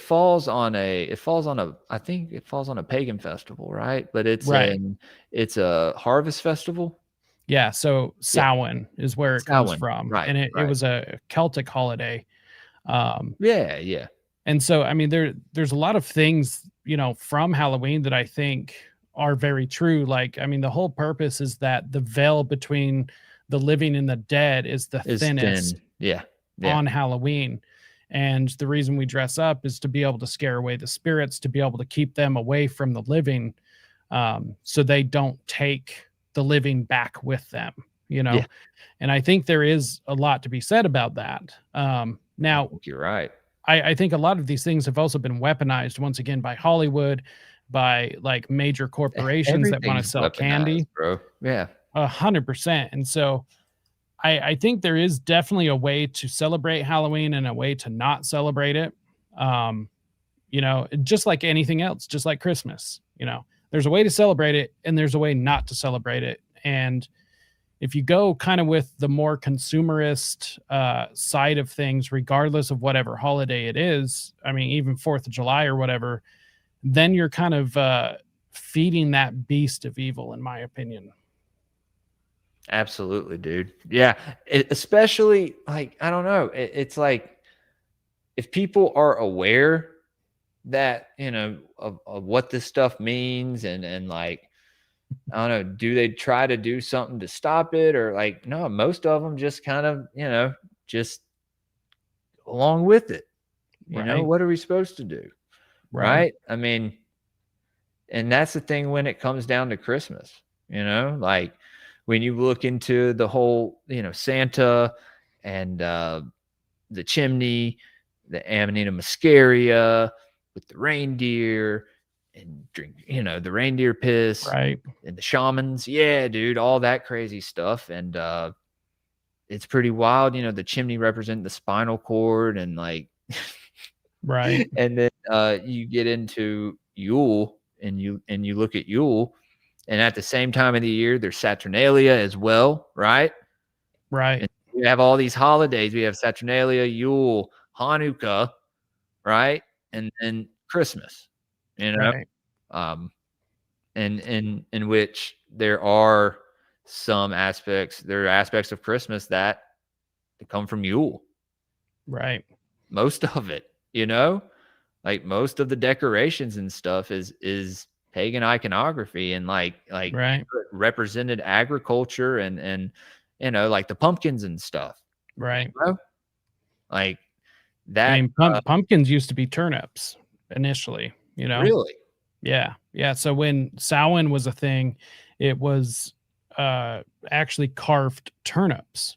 And Interesting. the story of Jack-o'-lantern, real quick, is just like there was an awful man who basically was communicating with what I guess could be called the devil. And like he was just like an awful man. His name was Jack, but he ended up making a bet with the devil, ended up losing it, and was trapped inside the pumpkin. So kind of like a genie's lamp. And Is so this where Jack Skeleton comes from? Do you think? I don't know. You think it has I something to do mean, with it? Jack Skellington is the Pumpkin King, so you know there That's what I'm is saying, yeah. right, and so Jack-o'-lantern, it was you know a way to scare off the evil spirits out of your house, Right. because there's supposed to be like people in the afterlife are aware of Jack who's trapped inside the pumpkin, and you put them like in your window to scare off the spirits, you know, Yeah. to say like this is not a place that you can be. So like using the spirits against themselves basically is the belief. So yeah, Jack Skellington coming from that. I mean, I've never actually thought about that, but it's possible because like I said, Jack Skellington is the Pumpkin King. Yeah. So and I haven't seen that movie in a while. My son wants to watch it this year. I'm like, okay, I guess. yeah, my wife is a huge Not my fan, son, but so my daughter wants. Yeah, my son, I think, has seen it. But it's a great movie. Great movie. yeah. I mean, I don't know. It may scare her, so I don't know. But she's not usually how old is scared. she? She's 3, but she'll sit there and mess with my dog, and he'll like bite at her hands, and she'll Right. I'm just like, that hurts, doesn't it? She's just like, That's so funny. don't let him get your face. And then he I bites mean- her in the face, but he doesn't bite her, but he Right. he lets her know, like, hey, stop fucking with me. And, Right. but that he doesn't, I don't know. He lets her know. Dude, she leaves him alone, Right. but if she fucks with him, I'm just like, hey, stop, don't do that. And she'll look Right. at me and keep doing it. And then I hate having to discipline my daughter. It's way easier when you discipline your son Right. over disciplining Right. your daughter, I dude. bet. It's almost heartbreaking. I bet. Yeah, but you have to do it because I mean it's just, I don't know, especially at this age at 3. It's not terrible twos. It's more so 3s. Right. Yeah, 3 is when they start to be able to like form some sentences and like, you know, or like, you know, to I mean, she talks more now than she did when she was 2, you know? I mean, I don't know. At 2, it just seems like she just screamed more than talked. She would Right. scream and laugh and you know, I mean, she knew how to talk a little bit, but not as much. Now it's crazy, bro. Especially like in the last few months, it seems like she's just grown so much. It's wild. I don't like thinking about it, but Have you seen this make me thing that parents are doing? So I'm actually getting ready to release an article all about how television controls our minds, and you know how television is actually like a military grade weapon. But there's a section in this article that I've been writing about specifically Coco Melon, and how Coco Melon has had such a negative effect on kids. And so now there's actually like this movement of parents who have decided to raise their kids on strictly 90s cartoons and programming. dude, what is this movement? So I mean it's just that. It's just these parents you know, raising their kids on like, you know, Funny you Arthur, say that, like dude. early I've been Arthur. making my kids watch 90s cartoons. Not all the time, but whenever I'm in there, Right. I'm like, hey, we're watching something that's you know, that's from 20 years ago. Right. And I guess it's over 20 years ago, isn't it? Jesus. Yeah. Yeah, Oh, unfortunately. fuck, dude.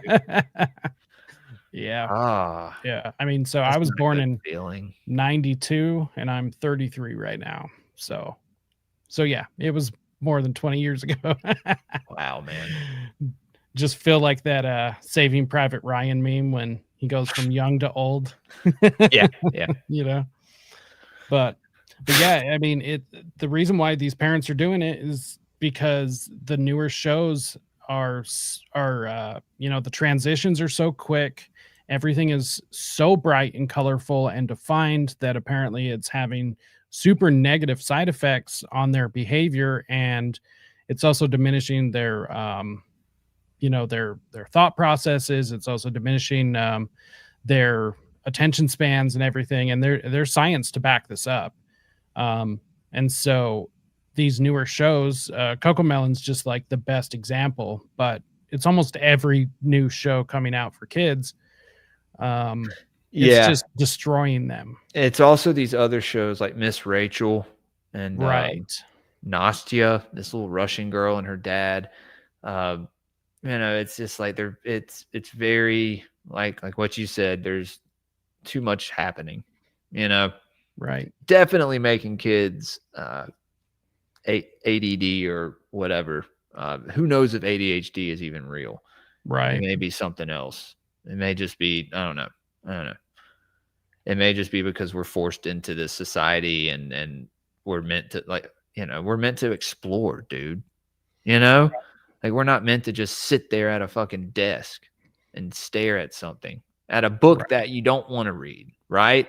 I was Right. talking about earlier. If I don't want to read something, I'm not going to really remember it. You know, I'm not going to comprehend it. But if I want to learn it, if I'm interested in it, then, you know, I mean, I'm sure. I mean, I don't know. I didn't do too well in school. I mean, I passed. I did pretty good, I guess. I was smart, whatever. There were some times I probably didn't do as well, but you know, Yeah, I don't think it's what it school is. is a good way to measure intelligence or really much Yeah, anything yeah, other than yeah. you're a good That's or what I'm saying. I'm like, so like, you know, does Right. that even mean anything? Like, because like I said, we're supposed to be outside, Right. exploring and Especially the figuring boys. shit out in real time. Right. I don't know. I mean, some stuff is good to learn, obviously, math and science, but like, I How to don't know, read, basic literature is ink. Yeah. dog shit now. You know, I'm Yeah. sure it is. Like, I mean, the state of Oregon actually got rid of English and math requirements to graduate. wow, So what the incredible. fuck is that gonna do That's for incredible, dude. I Fucking know. rocket scientists and scholars. Right. Well, and you'll never But they're guess why they got rid of it, because it's racist, apparently, to have math and reading standards. So, you know, I don't know what the hell is going to happen to that state, but that's wild, dude. No, they need to just cut it off like a fucking piece of cake and just push it into the ocean. Right. Dude, it's wild. And I don't know, dude. I mean, so we went from television, right? And talk about symbols, okay? It's literally like a magic portal, right? Made from rocks that come out of the ground, and we rearrange it in a particular way using magic or science to Yeah. form a magic mirror, and it's called Tell of Tell Vision, a vision with right? the channels, right? Yeah, which is programming. Programming. Yeah, dude. Like, And yeah, dude. And so we have these iPhones, right? right. These are Which are shiny fucking rocks. small portals, dude. Like these are little portals in our pocket. Yeah. I'm Dude. I'm scared about the theory about the pager theory with it, I don't with think that I'm one familiar with place. that one. And well, they had Oh, the pagers yes. go off. And there's Yes. a certain part made there in the there's a certain part of the iPhone that's made there. Yeah. I don't know, man. I'm skeptical of iPhones. I'm thinking about getting an Android. I'm not fucking with you. Yeah. Well, I've been dude. skeptical of all phones, especially just because what's of the chance they would have that shit go off and go, oh, it was the will of God. right. Baruch Hashem, like Oh, it must have been a faulty yeah, part. dude. No, they You they would say it. I'm sure they would tie it to some prophecy, maybe. I don't know, man. Well, those psychopaths would do anything that was expedient for whatever was, whatever they needed to at the time. Yeah, they're showing their ass now. It seems. No kidding. Um, Well, that's why they're cracking down on everything, right? That's why they took over TikTok. I've heard they're going to focus more on the East than the West, right? Which would make sense for them to let stuff die down and then just, if enough people don't wake up, it's just going to happen over again, right? Right. Yeah, that's all that. I mean, that's what happens, Right. Uh, I would have to agree with that. Yeah, I mean, dude, this is a tale as old as time, and it's in these periods too, It's like this period of unrest, and then like followed by and I mean, maybe it's an ongoing cycle, but I don't know. I think we're gonna have to break it at some point, man. If Something has to give. Anyone wants to get anywhere, because I mean, physically, I don't mean spiritually, but physically, no one's coming to save us. You know what I mean? 100%. No one. So, it's important for people to be on the same page about things, I think. I would agree. If not agreeing, at least having like similar gnosis of certain subjects, like I don't know, man. Right. So we'll wrap up on this. I don't want to keep you too long. Knowledge is power, everybody. 100%. So regarding the gray pill, okay, because there is very clearly many things to be black pilled about. So Absolutely. and this is, kind of what I think is a good thing for us to end on is what is giving you hope? Like what is making that black pill gray for you? Well, to be honest with you, man, it's the fact, I mean, like I was talking about, kind of with me still being alive, and living day to day in the moment, right? Because moments are fleeting, and especially when you have kids, dude, like Right. There has to be something there, like I think like my job as a man and the head of my family is to have some sort of a hope, if not in like I don't know, in myself, in a hope for humanity, I guess, but not humanity as a whole. Obviously, we know that's not gonna work out. Not now. I don't think, but I just I don't know, man. I used to be real black pilled, you know, and then yeah, I'm sure. I mean, I don't know. I guess you could say white pills here and there. I hate that we have to use pills for everything, but it kind of is what it Right. is, right? It's 2025, and so you know, that's people understand that. You know, I hate that it's like that, but it is. Um, Agreed. yeah, yeah, but dude, I mean, people need to have faith in yourself, right?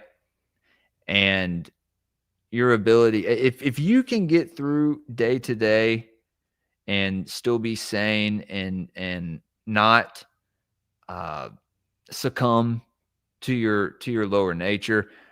I mean, I know it's hard and no one's perfect, and we, you know, probably do things all the time that we shouldn't do or that we end up regretting. Or but I mean, I think it's important that we learn from these things and that, you know, we talk about them. And so that's why, like I said, man, you know, we really dive into anything and everything on the show. And in doing that, I don't know, man, like I take every day, like I said, one day at a time now. And Right. so uh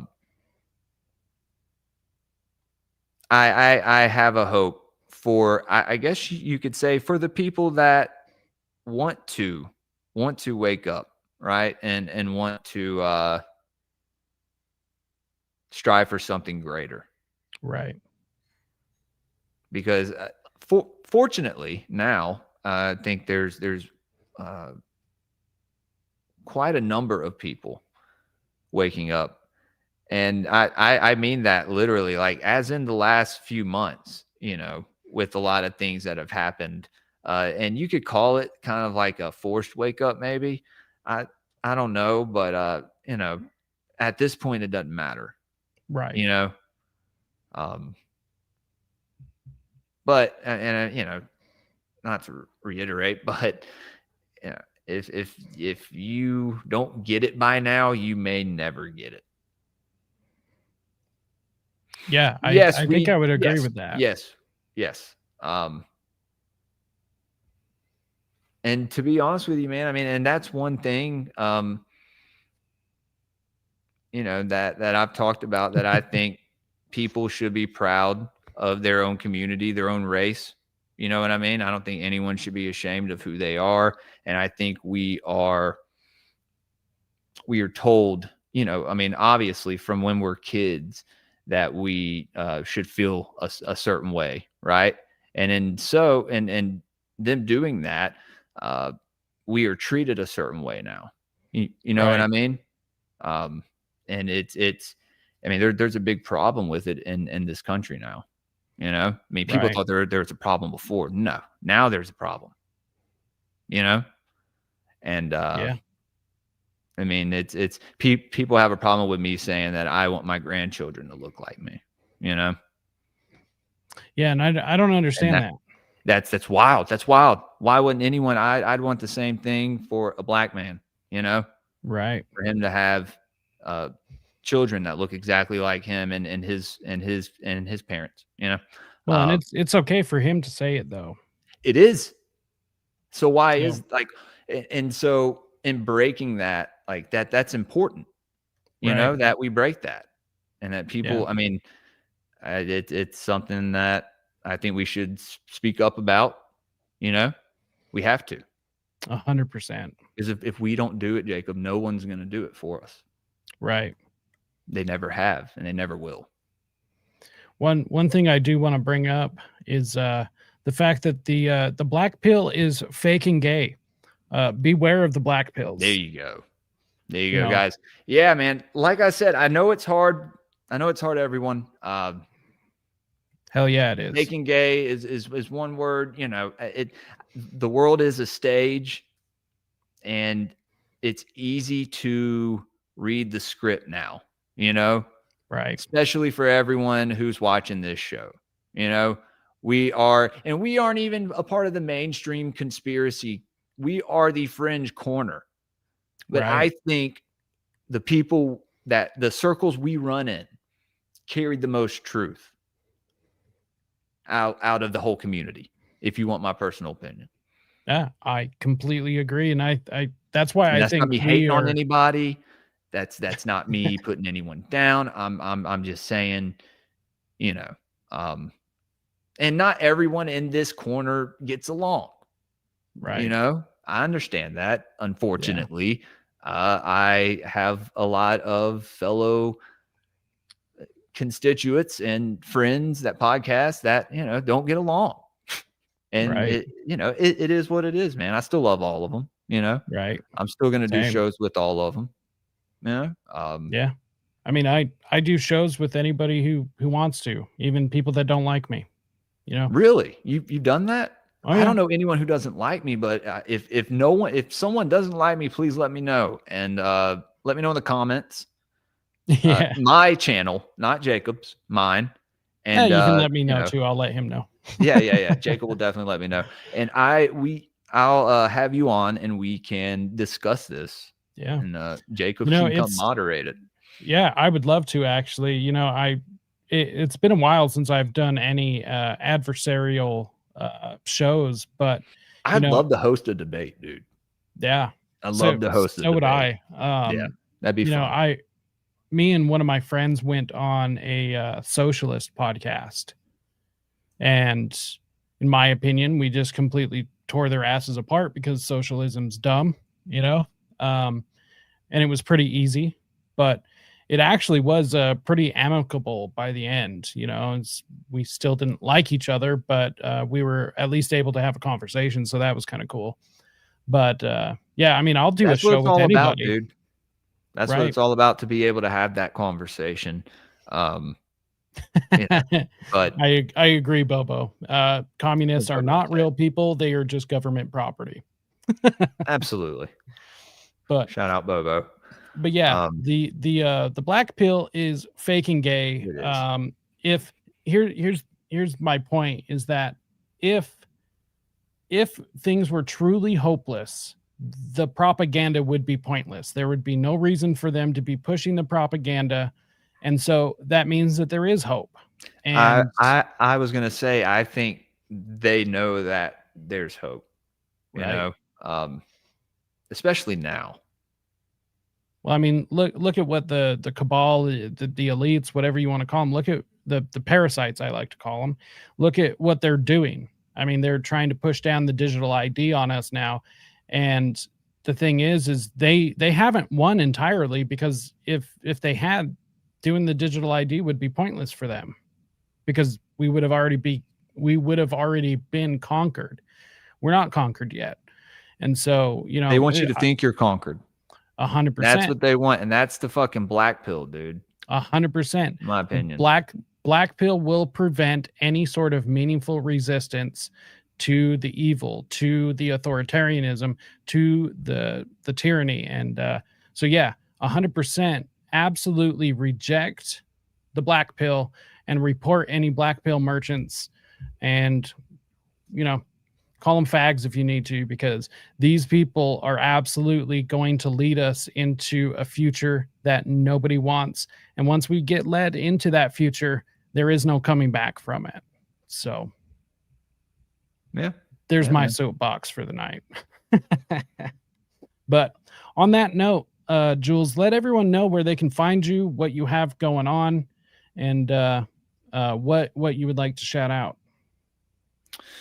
Well, Jacob, I want to thank you again for having me on, man. I had a lot of fun, and sorry if, and I say this all the time, and everyone's always like, dude, you were fine. It was great. I try to do my best after work. And so sometimes I'm not, not at 100%, but right. I know you would probably say that I did fine. And, I'm pretty critical of myself sometimes. So, but yeah, man, y'all can find me on Twitter at Gray Pill Pod, Instagram. I don't know if I'm going to use it again, guys. I try to post on there. I can't commit to it, that goes to me being like a solo host or whatever, you know. Right. I don't have time to always do that. But Graypilled _ podcast, have some faith in me, and I may be able to start posting again on there. YouTube, Rumble, Apple Podcasts, Spotify, Patreon, patreon.com/Graypilled podcast. If you want to support the show, that's the best way to do it. Also, if you're a Rumble person, you can what's it called? Locals. I'm on Locals as well. Buy me a coffee, and there's my what's it called? A link tree. My link tree. Thank you, Jacob. No one Yes, sir. The link tree. But yeah, guys, I don't have any shows booked for this week. I got a lot that I'm booking right now, so y'all just look out. I guess Saturday morning esoteric book review on Patreon. We may be doing it just on Patreon this week, but I will, y'all just be on the lookout for any shows that I post. And yeah, Jacob, thanks for having me on again, man. Like I said, this was fun. And yeah, of course. Yeah. Anytime at all. You know, I'm always willing to have awesome conversations with awesome people. And, you know, this is definitely a conversation I'd been wanting to have for a long time.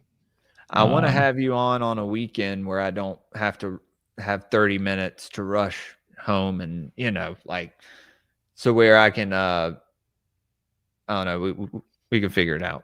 I'm sure you're free on the weekend sometime, but, oh yeah. I'm, you know, as far as this stuff goes, you know, I mean, this is what I want to do. This is what I focus on.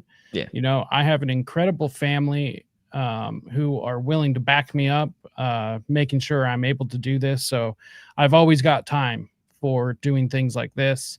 So yeah, anytime you want me on, make sure and just let me know, and I'll always come on. So, and as far as anyone watching this, if you want to support what I'm doing, you can find me over at X or Twitter, Telegram, and Instagram, pretty much anywhere at Rise to Liberty. You can find me on all the podcatchers, YouTube, Rumble, Odyssey, BitChute, all of the places. If you want to support what I'm doing, you can head over to let's see here, over to Ko-Fi. You can go donate, or you can head on over to Buy Me a Coffee, and you know, go help support me financially. Go buy him a coffee. The show. Dude. Yeah, go buy me a coffee. I need as much caffeine as possible to keep keep the train rolling. Oh yeah, man. So and we appreciate you guys for all your support. I did want to say 100%. That to all my patrons, because we were talking about sentiments of the show and whatnot. I appreciate you guys, man. Thank y'all for all your support, and always showing up for the streams. Yeah, you have a great audience. Thank you, man. I love my audience. They like I said, man, a lot of the topics that I end up going in on, they kind of they're the first people to present them to me, you know, and hell yeah. So, I'm blessed to have them. Make sure and go check out risetoliberty.store. Go pick yourself up a hoodie. I just dropped this new mind control design. So, you know, it's got mind control on the front, and it says on the shirt, if you find yourself slowly being isolated from your friends and family, that is a probable sign someone is trying to control your mind. And it's, dude, I got to get one, man. Yeah, I got t-shirts, got a big old Rise to Liberty right on the back. I'll be sure to grab one, dude. We also have hoodies, and I dropped long sleeve shirts because it's about to get cold, right? Oh yeah. We also have this other, you know, funky 60s mind control. I didn't know you had merch, dude. That's awesome. Sure do. An American pastime since 1953, which is, you know, the year MK Ultra started. Got bottles, got stickers, coffee mugs.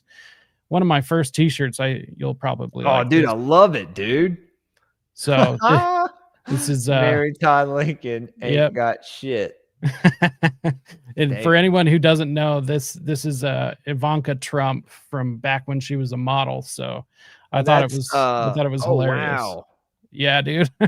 Wow. Yep. She looked good back in the day. Right. Yeah. Before she got all that plastic surgery Dude, done. But yeah, I was about to say that ladies don't do it. right. Don't It- do it. Plastic surgery is You're beautiful awful. as you are. Some of you maybe not, but I'm not going to be mean. Beautiful on the inside. There you go. But on that note, thank you all so much for tuning in. Hit the like, share, leave a comment. Make sure you're subscribed to both of us. Check out all the links in the episode description. And on that note, until next time, stay free, my friends.